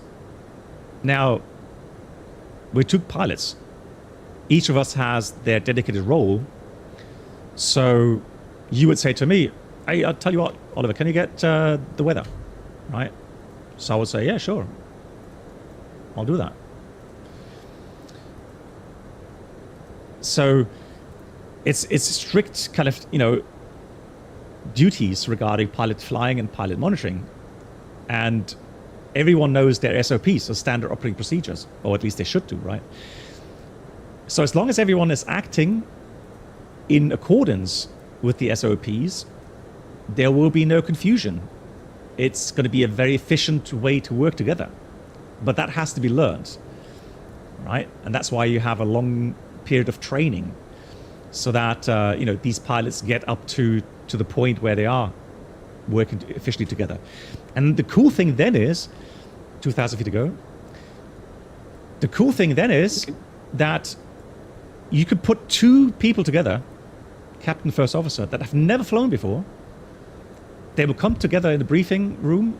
They will do their briefings, their plannings, go out to the aircraft, and then immediately work according to the SOPs and work at an extremely high level of efficiency and safety, even though they've never met before. And that's the beauty of this whole concept. So I'm going to tell you now the weather. Hang on, let me just send that off. Just been having a look. Yeah. And I've got 1,000 feet to go. 1,000 to go. Okay. So the weather ready to copy? Okay, stand by. I'm just going to go vertical speed. Mm-hmm. Okay. Nice gentle level off. Excellent. Okay, speed VS plus 800. Oh. Okay, yep, ready. And let me just say a big thank you to Alvamico, our good old friend Alvamico, and he's going to love seeing this aircraft. Hola! Hola, Welling. Alvamico, hope you're doing well. Nice to see you. Hello. Good afternoon to everyone. Exactly. So Alvamico, thank you so much for the 85. Good to see you. And Alvamico, I'm not sure if you're even still doing some flight simming. If you find the time to do flight simming, would be cool to know. Alvamico, thank you so much. Hope you're doing well. Okay, so we got Barcelona. Currently wind 240 at 11, more than 10 kilometers, few 5,000, 30 degrees, and the QNH is 1017. So good weather, no threats that I see currently. And the alternate, also variable 2 knots, cav okay, 30 degrees, 1018, and no threats either. So both airports are good. Good. All cruise is checked. Okay, so I can start doing the approach bit now, I guess. Let's have a look. 88 to go, yeah. Yeah, so I think we got the right arrival, we got the correct runway with the correct approach, and yeah, you're entering the data now, I can see. Perfect. I wanted to ask you about the approach speed. Now, do you always put a little bit extra in there? No. Oh, you don't? No. No. There's one instant where I would do that. I'll tell you that in a second. Mm-hmm. Let me just finish the inputs there. And I'll calculate the landing performance real quickly. I'm just checking here, Captain. It says final. Yeah, it looks right there. Okay, strange. Okay. Level 2-4. Yeah, go ahead. Okay, so for the landing, what you're going to do, config full or config 3? What's your plan? Depends on where we want to get out. I'll look into it for you now. Ja, there you go. Svenja, hello to you. Sorry for the late call. Svenja, wie geht's? Nochmal vielen Dank für die Vermittlung gestern. Yeah, the flight which had an initial issue with the trim, the pitch trim, but now it's working fine. Okay.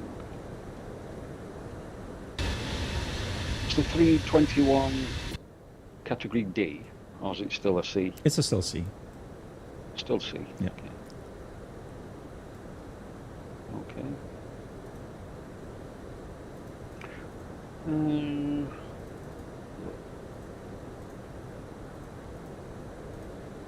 Just checking the runway length and exits. Yep. Just stand by.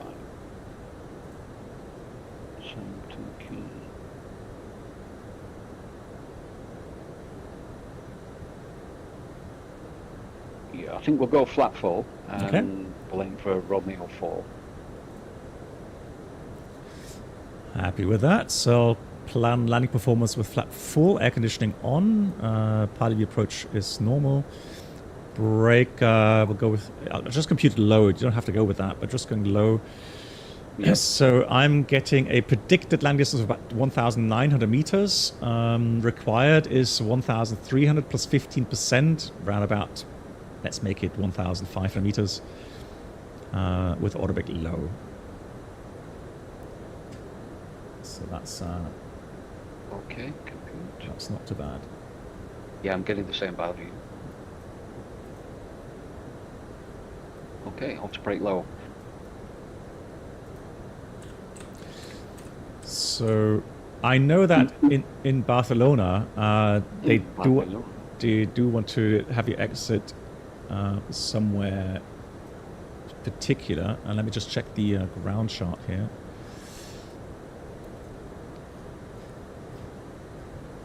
So Atabiko, I take it that you don't really do flight simming. Okay, yeah, I understand. Probably busy working. Yeah, so if I look at 24 right, I can see there's a crossing runway. And so after the crossing runway, it's the high speed that leads to Echo 4.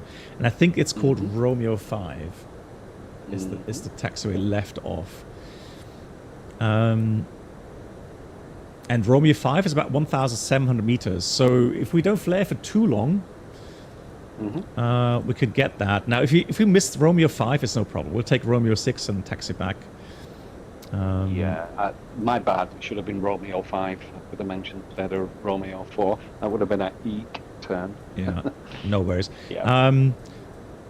Parking-wise, are we going to park north side? Yeah. So main terminal, I mean, about like in the 230s, 234 or something? Yeah, I'll pick a stand. Give me a second. Okay. Flirple, what are those squiggles on the runway on the chart? Hang on, let me just have a look. 245 would be fine. 245. Oh, those on here. That's a good question. Yeah, I've never seen them on Lido charts. So the white brackets. Anyone know those brackets on the Jefferson chart? What does that mean? I don't know. I've never seen that. Interesting. Cool. Yeah. Sorry, Ted. Just Yeah, no problem. cut you off there. All right. Cool. Good. Okay. So we talked about this before. So you asked me for maybe some inputs regarding how do you plan your descent and how can you avoid just being way too high in the approach, right? So if you look at the ILS approach 24 right, so Zulu 24 right, there's a fix called Tebla, right? Yeah. Yeah. So Tebla is 11 miles from the threshold. So it gives me ILS DME 11 DMEs, right? So on the chart it says 2,300 feet, but if we think of it as in energy management, we said each 1,000 feet you need 3 miles, right?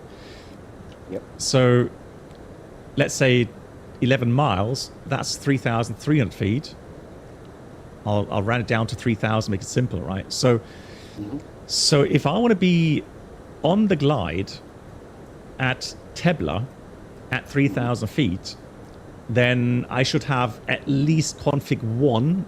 Better would be config 2. So I would have to be somewhere in the region of 190 knots, right? Okay. So this could be one of your gates, if you like, and that's what we talk about. Energy gates, right? So 3,000, 190 knots. Cool. So what you could do is in the progress page, you could set yourself Tebla, right? Okay. Tebla. Which I will do. Yeah. And now I have a straight distance to that fix.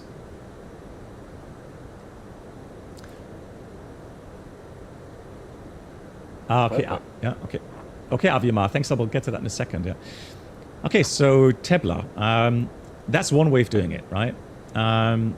And so let's say you are 10 miles away from Tebla at 7,000 feet, 220 knots, you would say I'm a bit high because that's 4,000 feet above the 3,000, but I only have 10 miles to lose those 4,000 feet. Right, so I know exactly if I get cleared down to 3,000 direct Tebla for the approach, I've got to pull the speed brakes. Right. Now, just for practice today, what I'm going to do, I'm going to give you a fixed circle around the threshold of the runway 24 right. Okay. So I'll put in Lima Echo Bravo Lima 24 right. And I'm going to give you a 10-mile radius around that. Okay. And then I'm going to give you a... Actually, no, so 10 miles is Tebla. So let me put this to 20 miles. Okay. So 20 miles means if you directly fly towards the airport then is 6,190 knots. That will be your energy gate again, right? Because that way you can glide down 3 degrees and be on a perfect glide. So once we approach Barcelona, we'll have a look again, and I can then show you what I mean. In the meantime, good. Vueling 5 Hotel Mike, descend flight level 160. Okay, so we're in autopilot. So, yep. So, oh, that's me. Yeah, exactly. Okay. Yeah, it's me now. That's because the autopilot's in there. Yep. And I'm. It's Alt push. Okay. Well, yeah, but since you're not commanding it, all you're going to say is you've got to read off your modes on the prime flight display. Sure. Missed those, didn't I? So I would say descent, alt blue, 160. Yeah, descent all blue and flight level 0. Perfect, blue. Yep, cool. We are currently here, Ogan, we are on the Neo.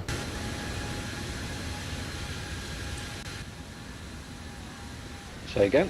So somebody asked on stream. Oh, right, yeah. Yeah, we're in the Neo. All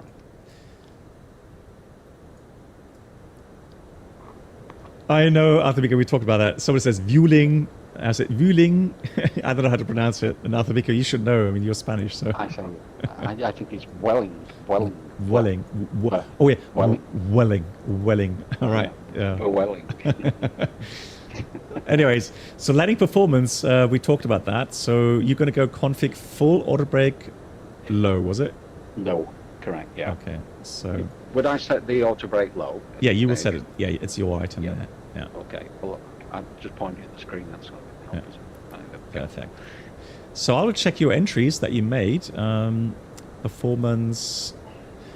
And okay, so what we normally do if we see minimum's 235, which is correct, we always round it up to the next 10 feet. So it will be 240. Okay, I'll adjust that one. Yep. Gives you a bit of margin. Exactly. 240 transition is going to be level 70. 70. Mm-hmm. Okay. Perfect. Done. All right. Cool. So we got Bisba 280 below. Then we've got Usov. Flight level 160. Mm-hmm. Yeah, so these... But hang on. Oh, yeah, you're right.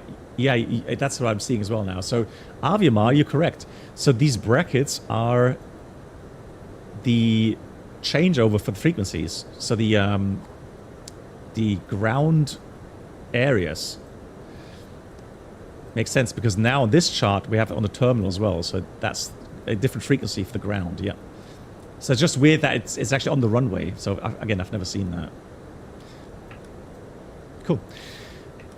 Good. And what else? Just need for preparations.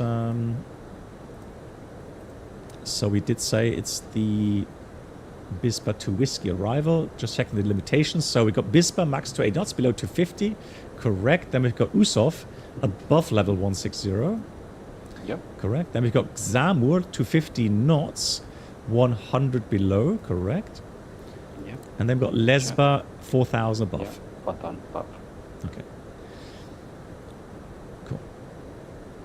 So that's all correctly programmed. Then I would be ready for a briefing. Okay, so this is a new one, isn't it? So we're back to those crib sheet again, aren't we? Yeah. Okay, so this starts with, is it on your side? Yeah. So we are flying on the Bispa to Whiskey arrival. The Lesba to Whiskey transition will be flying in a sector of initially, let's have a look here. Well, we've got grid altitudes 61, 28, 76, and the MSA 64. But the arrival takes us over the water, so really we don't have a terrain issue as long as we stay on the arrival routing. Then, oops, hold on. Then we're flying the ILS-24 right Zulu. Approach minimum was 240 feet, and the go around goes as follows. Pretty easy, straight ahead, runway heading to 5 miles Barcelona VOR, DME. Turn left, intercept radio 241 Barcelona, and climb to 3,000, and then as directed. Check. The extra fuel currently, we have 4.8 tons in the tanks. Projected is a remaining of 1.7 tons at the minimum of touchdown. So we got 47 minutes extra. Currently good weather, no threats.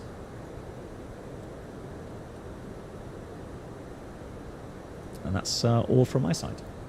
That's from your side. Okay, so new to this again. Number 1, guidance for approach.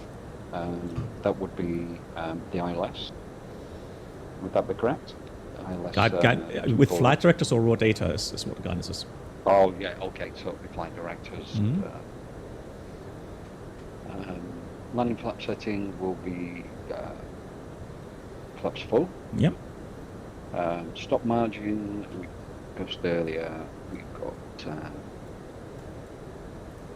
basically a margin of 1,500 meters. Yeah. Okay. And use of reverse thrust. Okay, I only know one setting. Flick them up and bang them back. But yeah. So the question is, are you going to use idle reverse or no reverse or full reverse? That's the question. Okay. Could you just give me a bit of insight from real life then? Yeah. So I mean, in this scenario. Real life, we would look into the AOI, the Airport Operation Information, to see if we can use for operation reasons full reverse or not.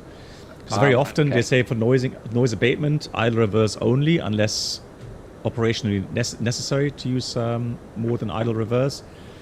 That would be a limiting factor. But here for flight simming, I think we just say, idle reverse or max reverse. Right.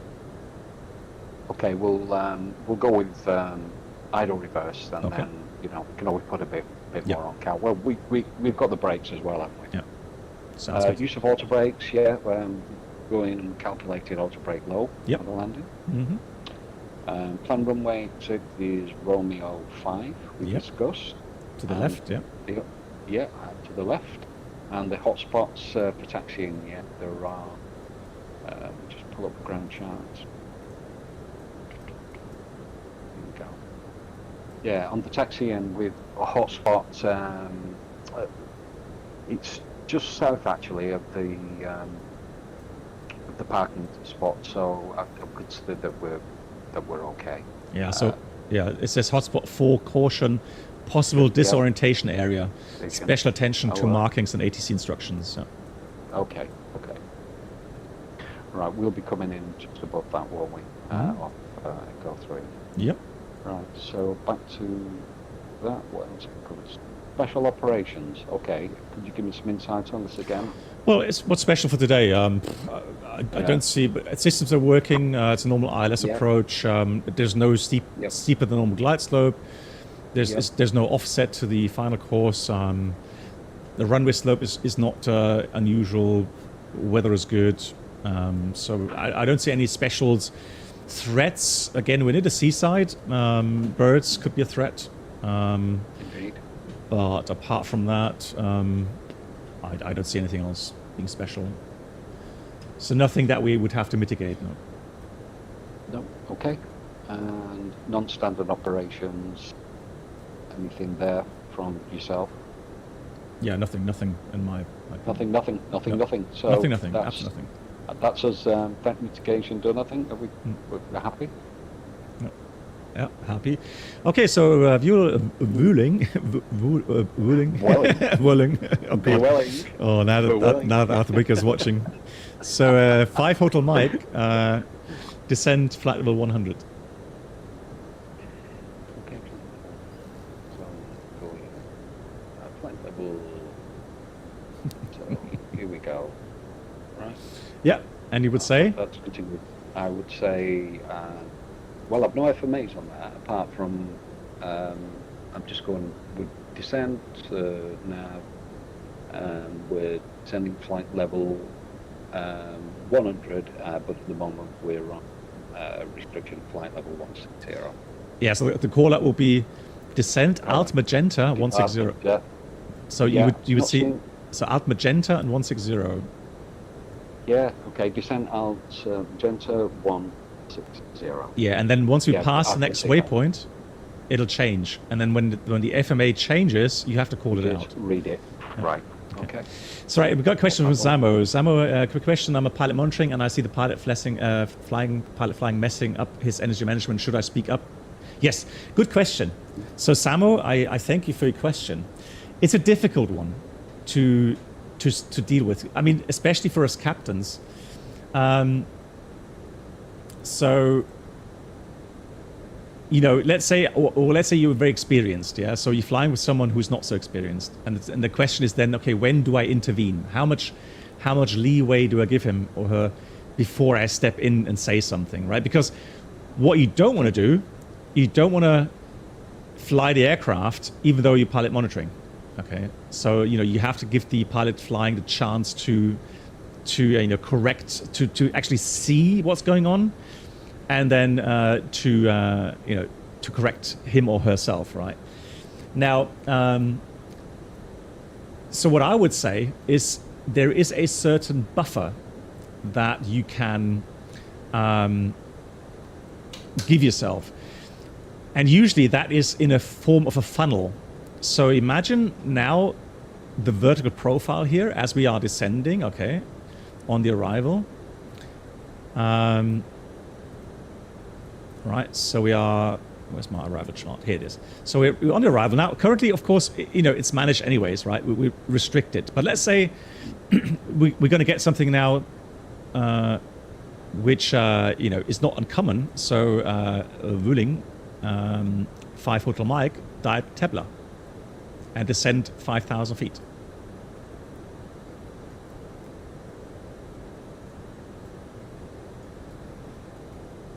Right, are we doing that?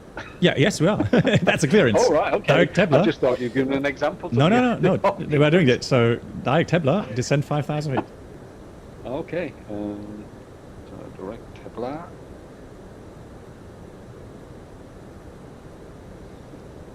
This is actually not uncommon. This is actually something that happens frequently IRL. Okay, yeah. So this time the restrictions have gone, so it'd be send all blue flight level 050 at the moment. Correct. So now have a look. Yeah. So have a look at the Tebler distance. Almost 30 miles. Oh, right. Yeah. 30 miles. Yeah. So we could lose 10,000 feet, right? Yep. So 10,000. So 10 times 3 is 30. Mm-hmm. And we're currently 250 knots. So are we high or low? Are we high or low? Or low? I think we're high. if anything, so energy-wise, we're a tad high because we're not at 220 knots, right? So I would say, I would for a short period of time, I would go open descent. Okay. Yeah. Done that. Open descent. So we have idle power that way and stays at idle, and then I would pull the speed brakes just for like a minute or so. Okay. Thanks, man. Because if you look at the deviation information that we have, it says plus 3,700 feet. So we are. Yep. So the FMS thinks as well that we're a bit high, right? Yep. So that's a good indication there. So as I was saying, now that we got a direct, okay, think of it vertically. You are flying down a funnel. So as you get closer and closer to the airfield, your options to dissipate the excess energy, if you're high in the approach, becomes less and less and less. So as you're further out, you can give your pilot flying more time to correct the situation, unless he's already above your funnel, right? That you have mentally created for yourself. Then I would say something. But if he's still within the funnel, I would wait until he gets to the top part of my mental funnel. And then I would say, hey, I think you're a bit high in the approach. And I would explain to him why I think it is that way. Right? So I would tell him, look, we're at 15 miles away from Tebla. We've got to lose another 6,000 feet, which would normally take us 18 miles. All right. So, and then that gives the pilot flying the chance. Okay, right. Obviously, I am a bit high in the approach. So, correcting. Cool. So I've got the seatbelts on, lights on. And 5,000 on the QNH 1017. Same here. QNH 1017, passing altitude 700. Yeah, but we have a checklist for that. Oh, sorry. So you can just call it approach checklist. Okay, approach checklist, please. Perfect. Approach. We got Barrow Ref. Barrow Ref is 1017, showing altitude 7,000. Checked. So 1017, 7,000 checked. Seatbelts. Seatbelts are on. Minimum. Minimums are 240 feet. Yeah, 240 feet. Checked. 240 feet. Yeah. Auto brake. Auto brake low. And engine mode selector. And the mode selector is in the normal. Perfect. That's the approach check is completed.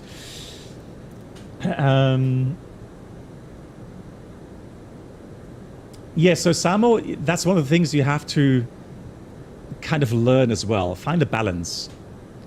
Okay, so descent 3,000 feet. Descent 2,300 feet. Vueling 5 hotel mic. Okay. 2,300, did you say? Yep. Okay. First idle lock descent. All blue 2,300. Is checked. And cleared for the ILS 24 right Zulu. Okay.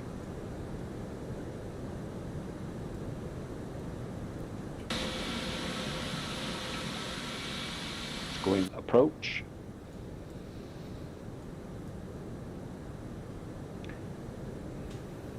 To zoom out. There we go. And vueling 5 hotel mic. This speed back 190 knots. 190 knots. Lead 1.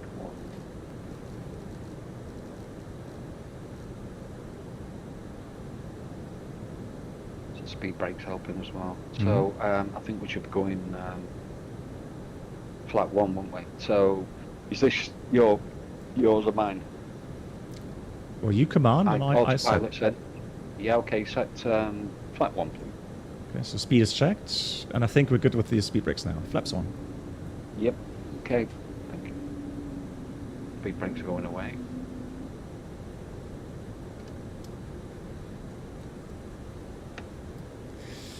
Lock. there's an aircraft carrier below us there. Interesting. Yeah, lock is checked. Glide slope armed as well. Glide slope blue, I should say. Oh, you should say that, Yeah. actually. You should say glide slope. Yeah, glide slope blue. Exactly. So and normally we would have both autopilots on. Okay, yeah, autopilot 1 and 2 on, and we'll go for config 2, please. So flaps 2 is commanded. Flaps 2. Yeah. Flaps 2. Yeah. Should be checked. So I checked that we are below the limit speed, which we are. So flaps 2. Perfect. Here is. Unable to find view ID 50. Here comes the flaps. And I can see glide slope star. Vueling 5, Hotel Mike, free speed. Free speed. Okay, so is this where you would normally keep to a certain speed, like Well, I can see with 2,500 feet, I would go slow down, Yeah. gear down, and Yeah. Yeah. 2,500. Right, gear down. gear down. You are the spoilers, correct? Yeah. No, that's hang on. Is that mine or yours? No, that's mine. Okay. Mhm. Oh, yeah, that's fine. Okay. Okay. Boeing is different. Is it? Yeah.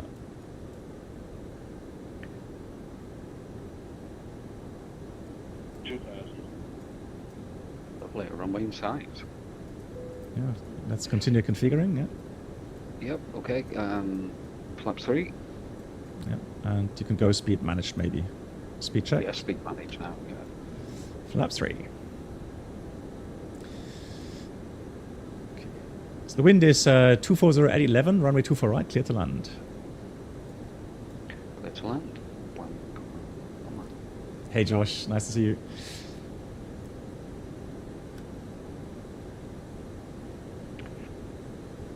Flaps full, please. Speed checked. None of the please. Yeah, flaps full. Lights coming on. Cabin is ready. Ready for checklist anytime. All right, checklist, please. Landing. EK memo. Landing no blue. Landing the blue. Land checklist complete. Clear land. Wind will shift a bit more to the front. Enjoy your landing. Okay.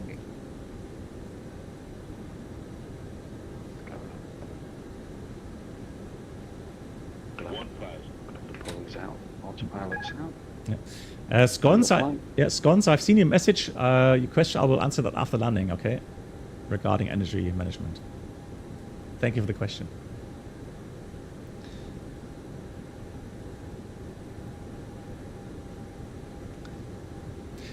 With the call outs, it's the same thing, right? I can see it's a bit high in the approach, but I can see it's correcting. So now that I see that he's correcting, I'm not going to say anything, right?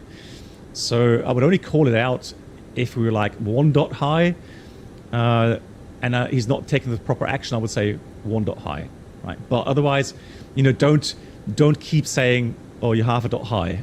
Well, yeah, you can see that because I can see he's trying to adjust, right? So only when I see that he's not flying according to the offset, then I would say something. Same with the speed. So all good. 300.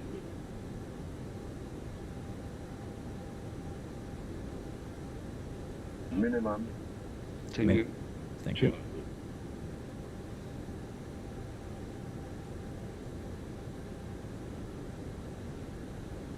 100. 50. 40. 30. 20. Retard. 10. 5. Beautiful. Spoilers. Reverse. No reverse engine 2. And decel. Ooh. Okay, well. That's fine. Just we're good. Okay, I think we can take the next high speed to the left. Second to the left, please. Second Second to the left. Yeah. And we got 60 knots past. Cool. That was a very nice landing. Butter one, yeah. GG's. Yeah, so the next one to the left should be Romeo 5, the high speed. Just go on. That's what we planned for, wasn't it? Perfect. Yeah, well, with that landing. Perfect. Exit reached. You just taxi. So initially, just go left on Echo.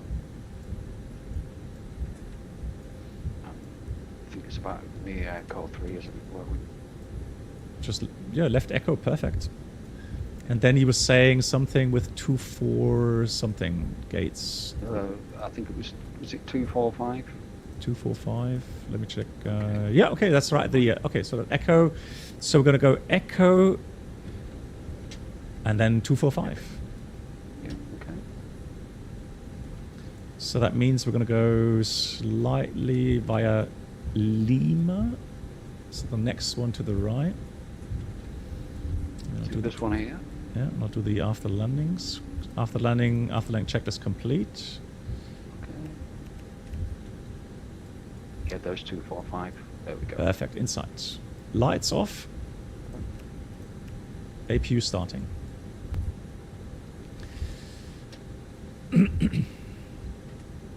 Yeah, beautifully done. And that's so typical for Barcelona, these shortcuts to final.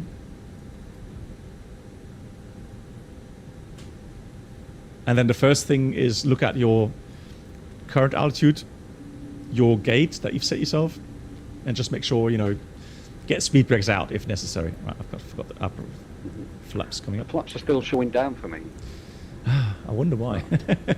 Because your first officer didn't raise them. So now they're getting raised. Gentle nudge. Yeah. Yeah, so hot brakes is a bit unusual for the Toliss. I mean, for the Toliss in the real aircraft, it wouldn't be. Yeah, 1100 degrees. No, that's silly. Forget about that. Not with auto brake low. It's one of those bugs. Yeah. Oh, we've got docking system. Perfect. Stop. APU available. That's tough. Thank you. So you would set the parking brake? Why am I sat on the right hand side? It's weird. Hang on. That was really weird. Right, parking brake is set. Yeah, and then you would say APU available. Yeah. Yeah. Shut down. So, shut down. Yeah. So I would. Go on down. Yeah, I'll wait until the engines spool down a bit. And then once they're below like 25% N2, I can go seatbelts, beacon, transponder, fuel pumps. And then, yeah, I would be ready for a checklist. Okay, parking checklist. Parking brakes chock. Set. You would say parking brakes on, yeah. Right, yeah, parking brakes are on. Yeah. Obviously, we get the hot one. Yeah, Right. yeah, external Oh. power chocks on. Okay, so then I'll give you engines. Off. Oh, I've got maintenance to go. And then the fuel pumps. It's got on mine. You blew one on more tyres, really. Okay. Wing lights, you said ignore that one, and fuel pumps are off. Perfect. All right, yeah, well done. Okay, I mean, yeah. so only little things that I had to correct overall. Yeah, the tire low pressure, I think we lost 2 tires because of the brake temperatures, but we'll reset that. It's a silly issue. I mean, you made a perfect landing, auto brake low. So yeah, it's just Toliss. I guess it has to do with the friction levels here for some reason, ground friction levels. But I'm sure they get that fixed sometime. So Scones was asking, is it easier to recover your descent profile if you are low versus being high? No. So let me see if I can start my screen mirror so I can draw you that real quickly. Could I ask a favor? If you have the flight plan, correct, for the next flight? Yeah, I mean, it's up to you. I'm just looking at the time now. Got the group flights, haven't you? At 10. You know, yeah, we could move on to that. I've had a whale of a time. Yeah. And to be quite honest, it would be nice, obviously to give, Yeah, others I think a chance. Yeah, I think Yeah. you're right. we could do the second sector sometime in the future. Yeah. I could. It'll give me more time then, won't it, to Yeah. look at the flows and stuff. Yeah, I think you're right. So, you know, because I've already seen a lot of people flying along today with the group flight, so it's a bit okay. So, but Yeah, what we'll let's do, do I'll tell you what we'll do though. I'll reset the aircraft to the runway, and I'll give you an example regarding. We'll talk a bit about energy management. I think that's a topic that a lot of people are interested in, right? It is good, yeah. So first of all, so as a bit of feedback, so that's what we usually do. So I think overall that was a very good flight. So you know, anything around procedures or wordings are corrected. So Airbus flying and, you know, crew resource management and crew coordination, is very important that we stick to SOPs, including which item, or who does what item, right? And also then regarding wordings. So it's really important to know your FMA callouts. So for the correct wording, because anything you say that's not according to SOPs, you're going to confuse your colleague in the flight deck, right? So yeah, so reading off the modes, you know, alt blue or magenta, flight level such and such, etc. So these wordings, you know, you can brief. Some of the briefing you can get from our website. I'll show you the link here. Hold on. Here's the link to that PDF, and on the second page on that PDF you'll find the briefing. Yeah. So yeah, regarding energy management, it takes practice. It just, you know, one thing you can do as a help is to draw in these distance rings, right? Or program in a fix at a certain point where you want to be at a certain altitude and a certain speed, and then extrapolate from that. So, you know, what I do normally, I would normally put the runway in there. So I would put in this, for example. So Barcelona 24 right. And that way I have a distance, direct distance to that threshold. So for me, one of the energy gates is at 10 miles from the threshold, 3,000 feet above the airport, 190 knots. So that would be one energy gate. Then 20 miles, I would say I want to be 5,000 at 250 knots maybe. Yeah. So that's you know, that's something you know, I would then have myself as these energy gates, and that way, whenever I get a direct towards the airfield, or, you know, I'm on the radar vectors, I always have a good understanding of what my energy state is, meaning how high and how fast am I in relation to the threshold.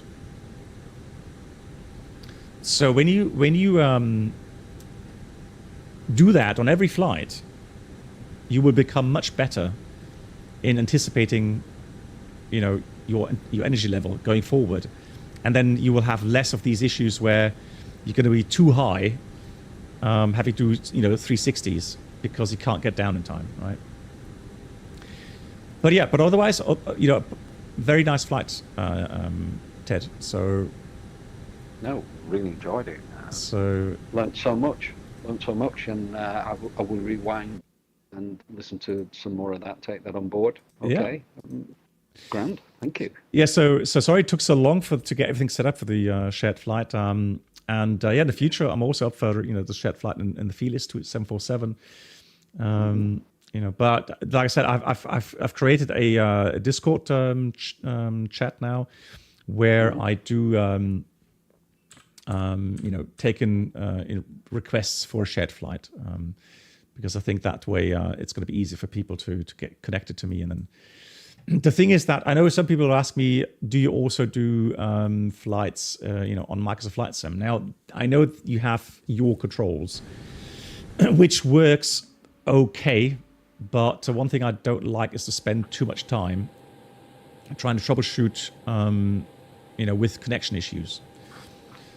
So preferably, I would like to do these flights in the Toliss or any add-on here in X-Plane that works well and reliable, right?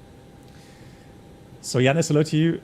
And yeah, Zach, I'll show you the extended center. Let me just do a quick preparation here. And then what we're going to do a quick takeoff, quick climb out.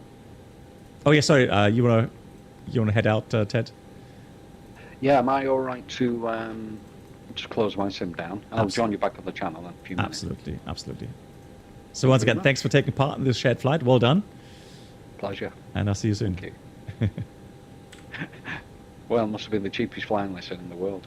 There you go. That's how it should be. Indeed. Gratis. Thank you. I'll see you in a minute. See you soon. So we're going to go engines running here. So aircraft is fixed again. Fantastic. 7 tons. That's how pros do it. Yeah, exactly. So we're flying Barcelona. Just going to put in departure 24 right real quickly. Quick preparations. Just some departure route here. And I'll show you the extended center line in a second as well. So let's do quick loading. So we got so cruise level was 50. Performance in it. So we shall take 74.7 is gross weight. Sounds good. And then performance. The flaps 1 here. Again, up 0. Oops. Up 0. 55. 140. 145. And then 147.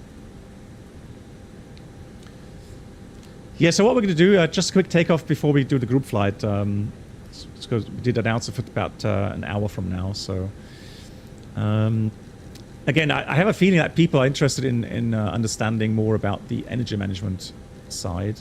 So let me just demonstrate that again, because it was a bit quick here on the... Oh, let me... Actually, you know what? Let me go sit on the left-hand side, as we should be normally doing. So let me go... Control panel...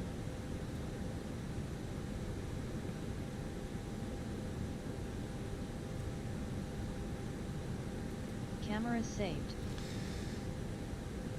Right, and then another thing I'm going to do, just get this to the evening. Something happened with the last update in X-Plane. I hope they fix that again. It's just it's so bright again. It's so kind of weird in the way it looks. So also, one more thing I need to do, reset my... there we go. So I want to set the flaps. That's this one here. Flaps. This one here is the speed brakes. There we go. And then we've got this gear up.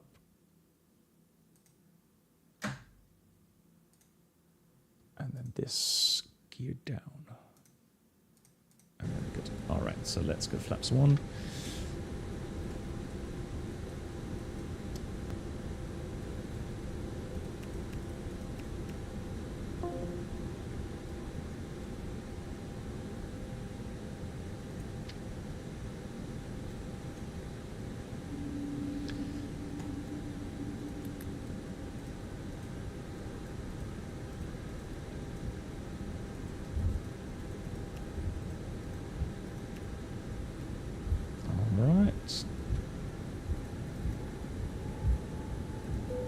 Let's go, takeoff. Manflex 55 SAS runway auto thrust blue. Thruster set.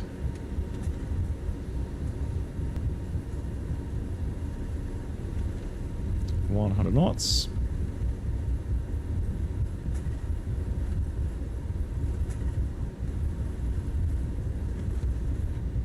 $81. Rotate. Oh. Lol. Why is my stick not connected?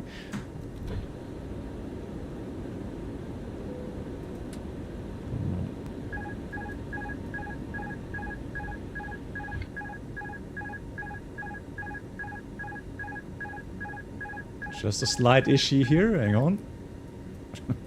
God. What happened to my flight stick? Why is it not... Oh, it is connected. How freaking weird. Can't see anything. Autopilot. Let me fix that. So why is my...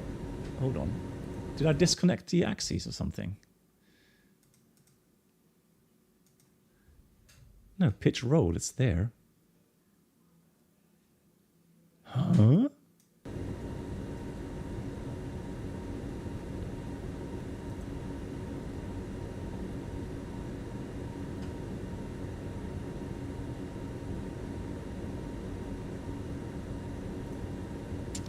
Let me just deactivate shared flight, just to make sure.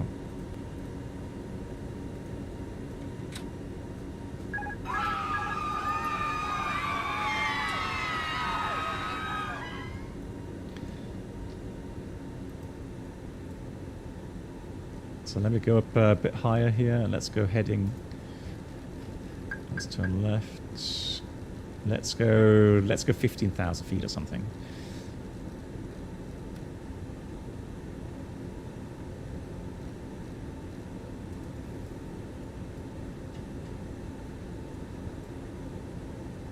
Hey, Fish Cup. So why am I not getting connection here? Hang on. XP12 configured. I got pitch and roll axes. I disconnected the shared flight.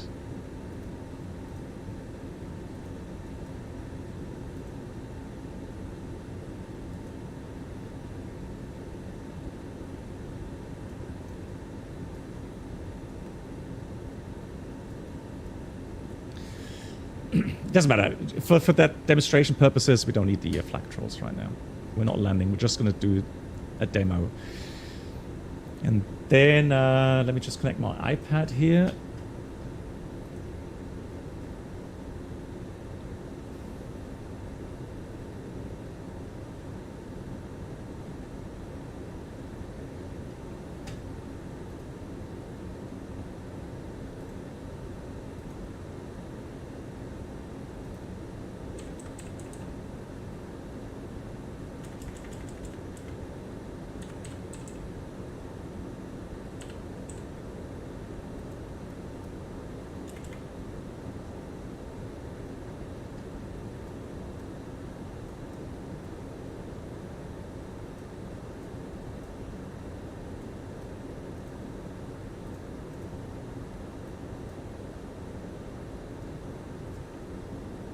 Man, I hate it when Microsoft changes the position of your desktop icons.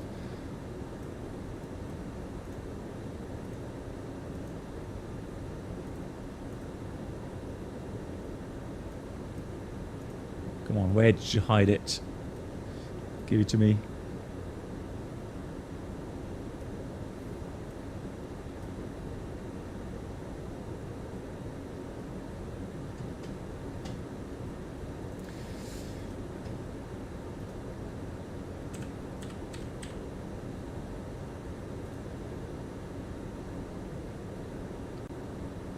Cargo Pilot, yeah, so Cargo Pilot, as announced on our Discord, it was 2000 UTC. So unable to do that any earlier, I'm afraid. I know people have to work tomorrow. Apologies for that, but yeah.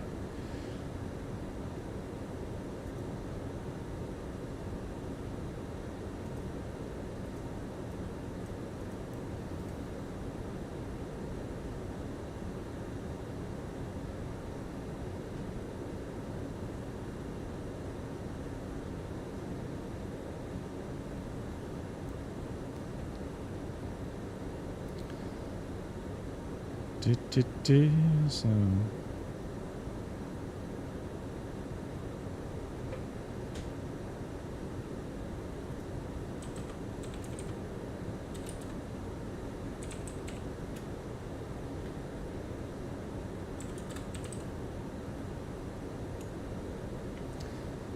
Oh, what's the program called again? Airplay, that was what it's called. You see, found it. Okay, airplay. That's it. So it's easy for me to draw these things to kind of make my point there.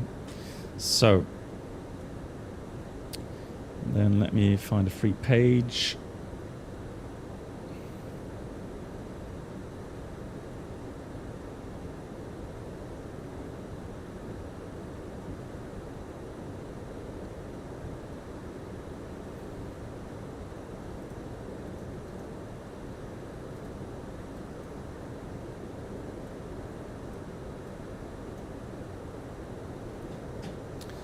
So does that work? Airplane.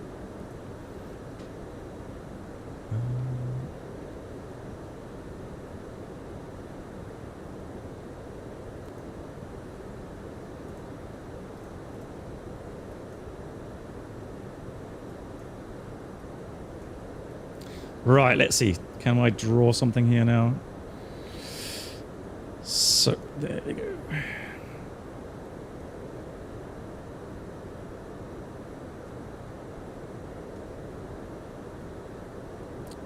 So here's that funnel I was talking about, right? So here in the middle, you have your optimum descent path, okay? Now, usually the optimum descent path, when we talk about that, it's about 3 degrees, right? So we try to come in at 3 degrees. So 3 degrees, guys, I'm not saying anything new, you guys know that, right? So 3 degrees means it's about 1,000 feet per 3 nautical miles. So geometrically, all right?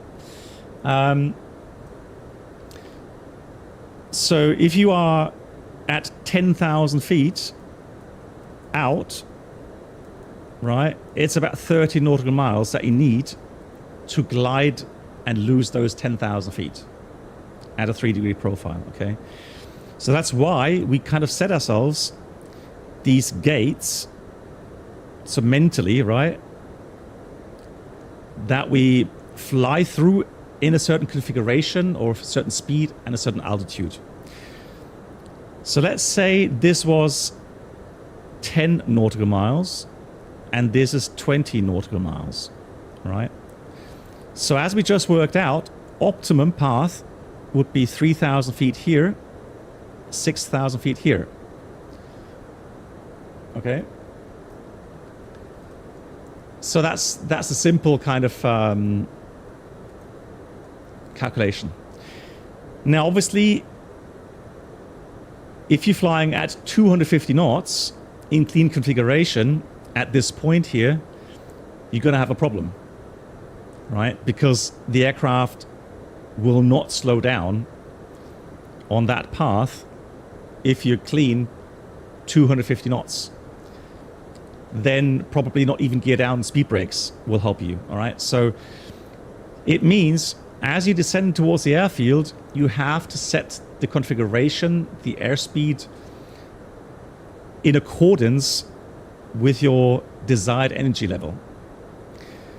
So at 6,000 feet, you're 20 miles out, usually your speed would be around 250 knots, maybe 230, all right?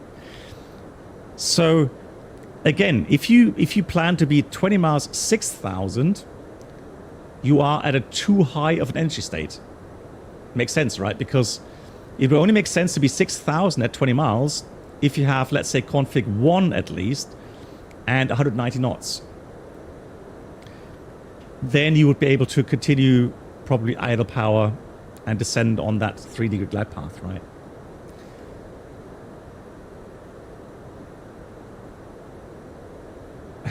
Well, Svenny, it's just, once you get the grasp of it, it's not that difficult. It's just, I'm trying to help people understand what we mean if we talk about these gates, right? So it's a mental gate for us that helps us to get the aircraft in a correct path at a certain distance from the airfield. And it doesn't matter if you are on arrival routing or if you're on the radar vectors. It just gives you then the chance to not be too high at a certain point and then having to ask ATC for 360, right?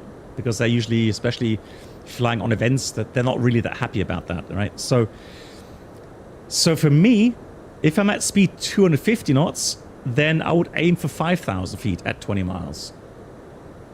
Okay. So if I have the glide slope indication available at 20 miles, 5,000 feet will put me here, maybe 1.5 dot low. But that means I can now reduce the speed at 5,000 feet until I hit the glide slope. And then again, I'm at 190 knots and able to fly that 3-degree profile down, right? So what happens at 3,000 feet and 10 miles? Well, this is the one that we focus on mostly because we're close to the airfield and our margin of error, if you look again at the funnel that I was talking about, right? That funnel. So obviously here, further out, you have much more buffer to the upper and lower boundary. What's the upper boundary? That's the important one, really. Well, this is the boundary where if you are, let's say, at 8,000 feet, 20 miles out, so 2,000 feet high, well, you can still manage by getting speed brakes out, right? And then descend with additional drag and recapture the optimum path. Right? So this is like the last resort, okay? So this is what I meant with when do you actually tell your pilot flying if you think that he's, you know, he's too high, too close to the airfield, right? So if my models tells me, hey, I think my pilot flying is getting close to the upper boundary, then I will say something, right? But I'll give him the luxury of being able to deviate up to that top barrier. Now, as you can see, as you get closer, the distance, so that deviation you have available for you, gets smaller and smaller and smaller. Why is that? Well, you have less time to touchdown and also less means to correct the deviation. Right, so 3,000 gate, 10 miles means I want to be at 190 knots here already, or maybe 170 knots to make sure. So config 2. Right, if I cross this 3,000 feet at 250 knots, energy-wise, I'm up here really. So I've got to lower the landing gear or, you know, get the speed brakes out, whatever. Make sure I don't bust any limitations there. So that's what we talk about with energy management. And I think these two gates, to make it simple, are the most important ones. 20 miles out, 10 miles out.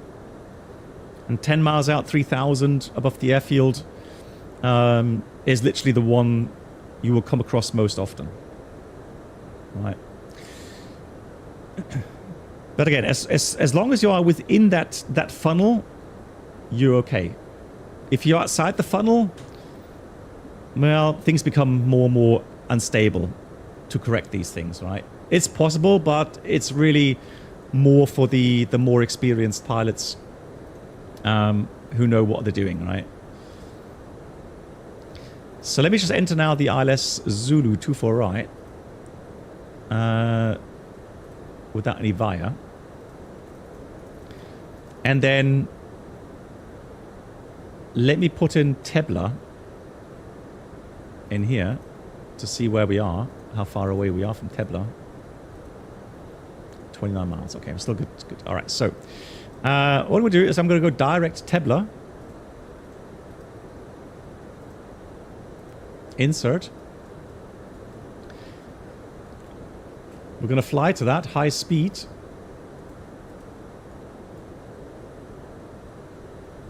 And I know Tebla should be 3,000 feet. Now, I'm going to stay high on purpose. And as you can see, the FMS calculates your deviation as well, right?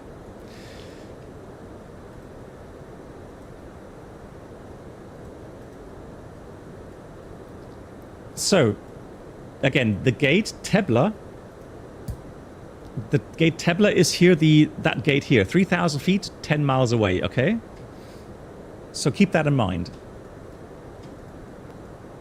So now we're flying towards Tebla. We're at 15,000 feet. Quick maths. We have to lose 12,000 feet. Okay, so 12,000 times 3, so 12 times 3 is 36 miles. Now I only have 29 available, and I'm at 300 knots. I know I'm high in the profile. So let's dial in 3,000 feet, open descent, and I know I have to use speed brakes already, right? So here we go, thrust idle, open descent, speed brakes out. Now, speed brakes are most effective at high airspeeds. So the higher your airspeed, the bigger the drag. Right? So this way, I know higher up, I could go 5,000 feet per minute easily. And then I can get that deviation corrected very quickly. All right? So this would be the first kind of check. Where am I? What's my energy state? Okay, so now, next thing is what I'm going to do. I'm going to put in Lima Echo Bravo Lima, 24 right. That's my threshold to the runway. So now I'm 30 miles away. What should be my energy state? I should be at 10,000 feet, 190 knots. So yes, I'm definitely still high. High on the energy profile, right?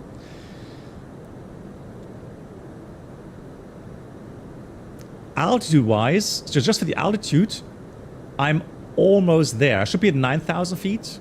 Now, coming 25 miles, I should be more like 8,000 feet.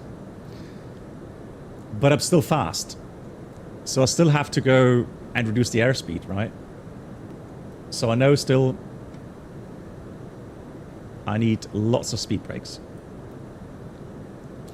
Let's do a bit different thing. Let's go... Let's say we're going to get a heading here, okay? So let's say now 86 is okay, heading 340. Okay, so now I'm going to put direct to Tebla. Inbound course is... what's inbound course again? 24 something. So...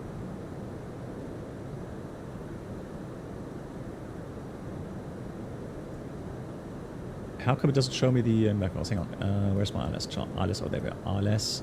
So it is 244, so 064 outbound. So 064. Insert. Pull the heading up again. Cool. So now what? Okay, so now I can say I know I have a few more track miles because I'm a bit offset, right? So now we're going to reduce the speed to 230.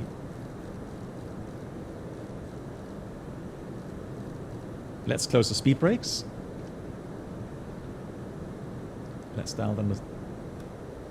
Okay, so now I can see I'm about 13 miles away from Tebla. I have to be 2,300 feet, so I have to still lose 3,000 feet. 3 times 3 is 9. So I need about 10 miles for those, or 9 miles for those 3,000 feet, correct? But I have way too much speed. So if I was speed 190, great. I will be okay, but because of the speed. So now let's say I'm going to get heading towards Tebla again. So now proceed Tebla, cleared for the approach, descend 2,300 feet. So we're going to go with open descent, 2,300 feet, and I'm going to put the altimeter 1017. Okay, so how do we stand now? Well, I know 10 miles, 3,000 feet still to lose, too fast. I need speed brakes. I'm not going to be able to reach my gate here, let's say 3,000 feet, speed 190. Right? So I know I have to do something, i.e. speed brakes out. Speed brakes out. Let's get ILS on. Cleared for the approach. So I've got glides to the blue, lock blue, cat through do, autopilot 1+2. So I've got to lose 2,000 feet. Meaning I need 6 miles for that. Tebla is about 8, so distance-wise, I'm good. Let's get the speed brakes back in. Now I'm getting close again to my profile.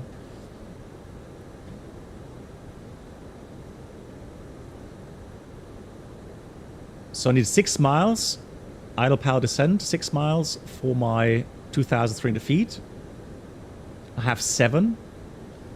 And I have to lose a few more knots of airspeed. I would say now I'm pretty much close to the optimum line. Here comes flaps 1. Speed check, flaps 1. 190 knots, down we go.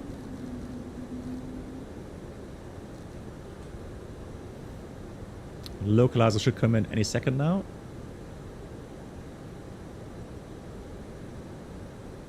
Here you also have that indication, you see that blue arrow? With that descent rate, that's where we're going to meet that 2,300 feet that we dialed in. So I can see already here, altitude-wise, we're okay. And we got, oh, the final fixes here, 2,300 feet. So I can say now we don't need speed brakes anymore. I just need to reduce the power a bit. Also, don't try to make it, you know, too optimum. Don't go for the 100% optimum. I know it's always a bit of a challenge, and you know it feels good to have idle power until glide slope intercept. Yeah, but again, it's not a problem if you like reach the final descent altitude, you know, and on speed 190 knots, 180 knots, whatever, 2 or 3 miles prior to the final descent point. It's perfectly fine. Again, the issue is more the problem that if you get closer and closer to the airfield, the more issue you have to get out excess energy. Right, so the further out you are, the more options you have, the more time you have, the closer in you get, less options, less time you have. And that's when things become hectic. Because here at this point, this close to the ground, you don't want things to go, you know, Mach 2, right? You just want to have the luxury of having a ground speed that's, you know, more manageable.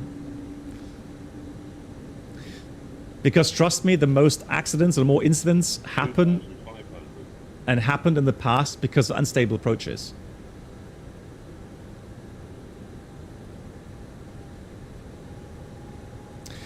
AVMR managed to send for me usually when I'm on the arrival routing. So whenever I have restrictions that I have to maintain and consider, then you know, I would be happy to go managed descent. The moment I get radar vectors, managed descent doesn't work anyways. Then you have to go open descent. And then once I have, you know, let's say I have a routing and a transition routing to the final. If there's restrictions, fine. I mean, I would also go with managed descent as long as I'm on the path and, you know, everything's running smoothly. But the moment I'm on the radar vectors, or I have to just then go with the basic modes, open descent or vertical speed. All right, glide slope star, gears coming down. Flaps 3, speed check, flaps 3. Let's see how the autolight works. My stick doesn't work, so let's see how autolight works here.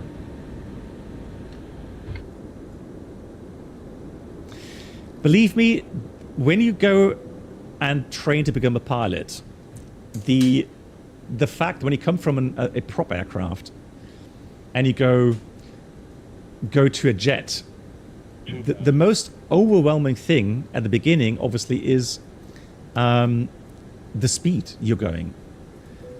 You always have a feeling that the aircraft is like 10 miles ahead of your mental picture, meaning, you know, you're behind the aircraft, and that's a terrible place to be. So you have to get used to the fact how fast these jets move, and ATC obviously trying to get you into the airfield as quickly as possible so that you save fuel, means that very often you get yourself into a position where you're going to be a bit high, a bit too close to the airfield, right? So the energy state is too high. Yeah, that's why it's so vital to have these gates. All right, make sure you are, you know, your mental picture is there, right? You thought about your gates prior to the approach, so you know what to do when it gets to the point where you are, you know, potentially high in the approach, high and fast.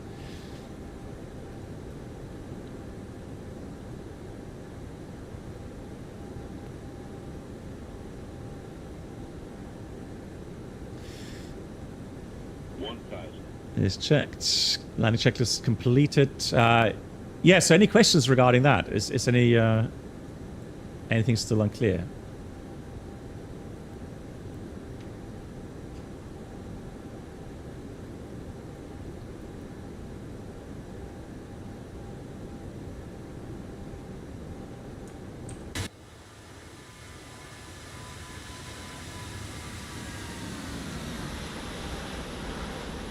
Meg Egg? Okay, I'm happy to see that you're happy with it. Cool. Well, Ghost, they're not really fixed boundaries in sense of degrees, Ghost. It's something that comes from experience. So I can't define a degree angle or a altitude limit. It's just something you have to experience, learn.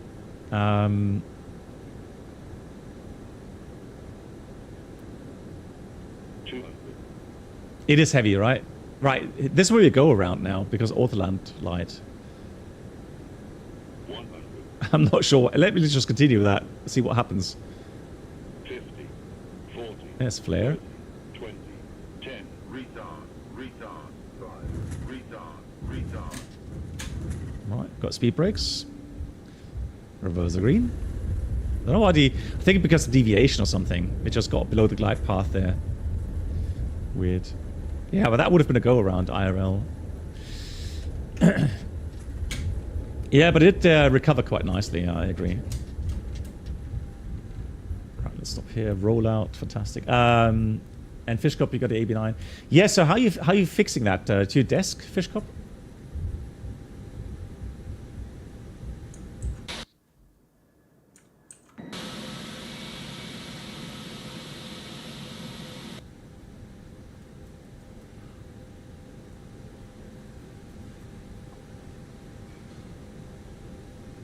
Yeah, cool. Alrighty, yeah, nice.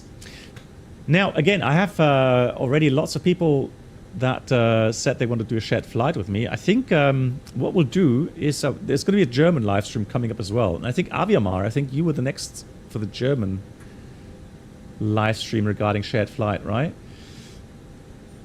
Just checking Aviamar, and you have X-Plane as well, correct? Toliss Neo, yeah. Yeah, so Aviamar, next week sometime, let me know when it will suit you. Then I'll try to arrange something with a German language live stream and a shared flight. And then...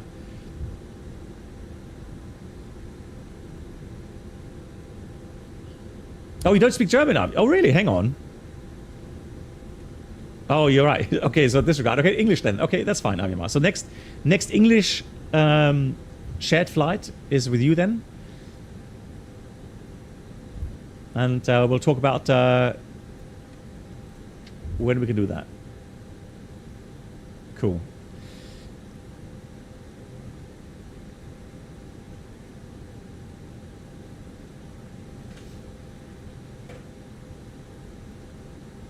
Okay. So yeah, again, yeah, why 3 degrees? I mean, that's something which the aircraft is literally made for.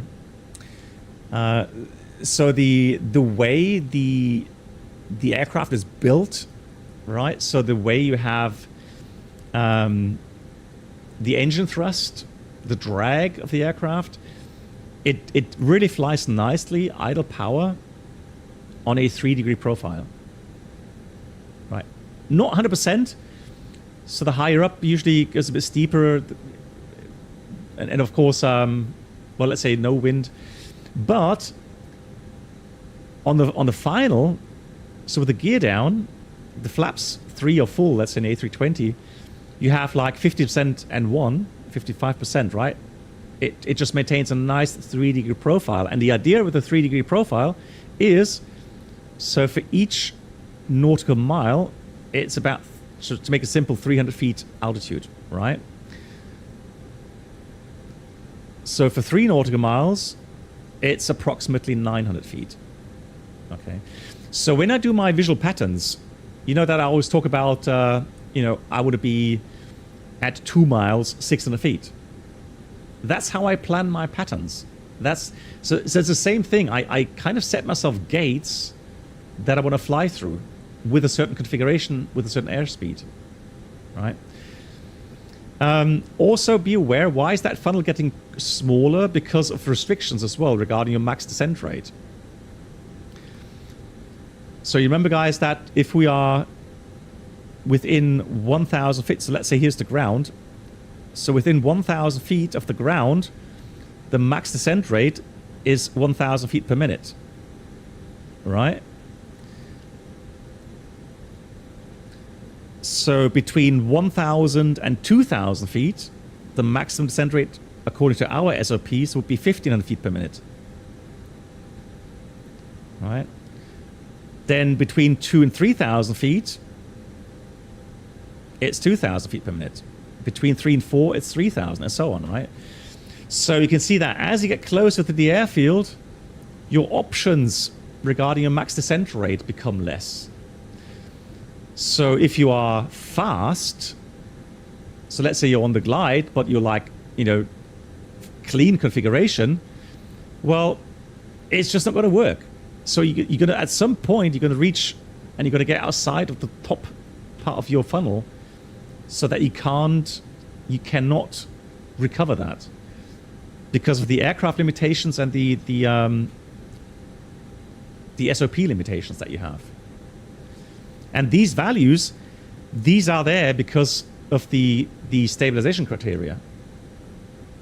And that comes from experience, that comes from accidents that happened because people were flying, you know, just with too high descent rates, misjudging then the round out, misjudging their energy state, and then instead of going around at some point, just being focused, right, goal focused, i.e. landing, and then crash the aircraft. It's not too long ago, wasn't there a private jet? Yeah, I think it was a private jet that overran an airfield, or overran the runway of an airfield because they were just way too fast. So they got fixated on landing, and the aircraft just couldn't stop in time, and they overran, and then people died because of that. Yes, Svenja, yeah, shared cooking is coming as well later this year. Yeah, no, you heard correctly, Svenja. All good. Guys, I'll be back in about 25 minutes preparing for our group flight. We're going to be in Ecuador. No fish cop. No, she's not my way. No. That's not what she wrote. Read it again. Yeah, then we're back on Microsoft 2020. Good night, Black Box. Super Groby says there's also a video from a Cargolux 747. Is that, oh, that was the one overran as well? Oh, yeah. Like I said, there's lots of overran, you know, incidents, accidents, right? Cool. Thank you so much for watching, everyone. If you like, 20 minutes, we'll be back. And if not, the next stream is on Wednesday. Athabiko, lovely seeing you. Good to hear that you're doing well, Athabiko. GG's. All right, guys. Thank you, and see you soon.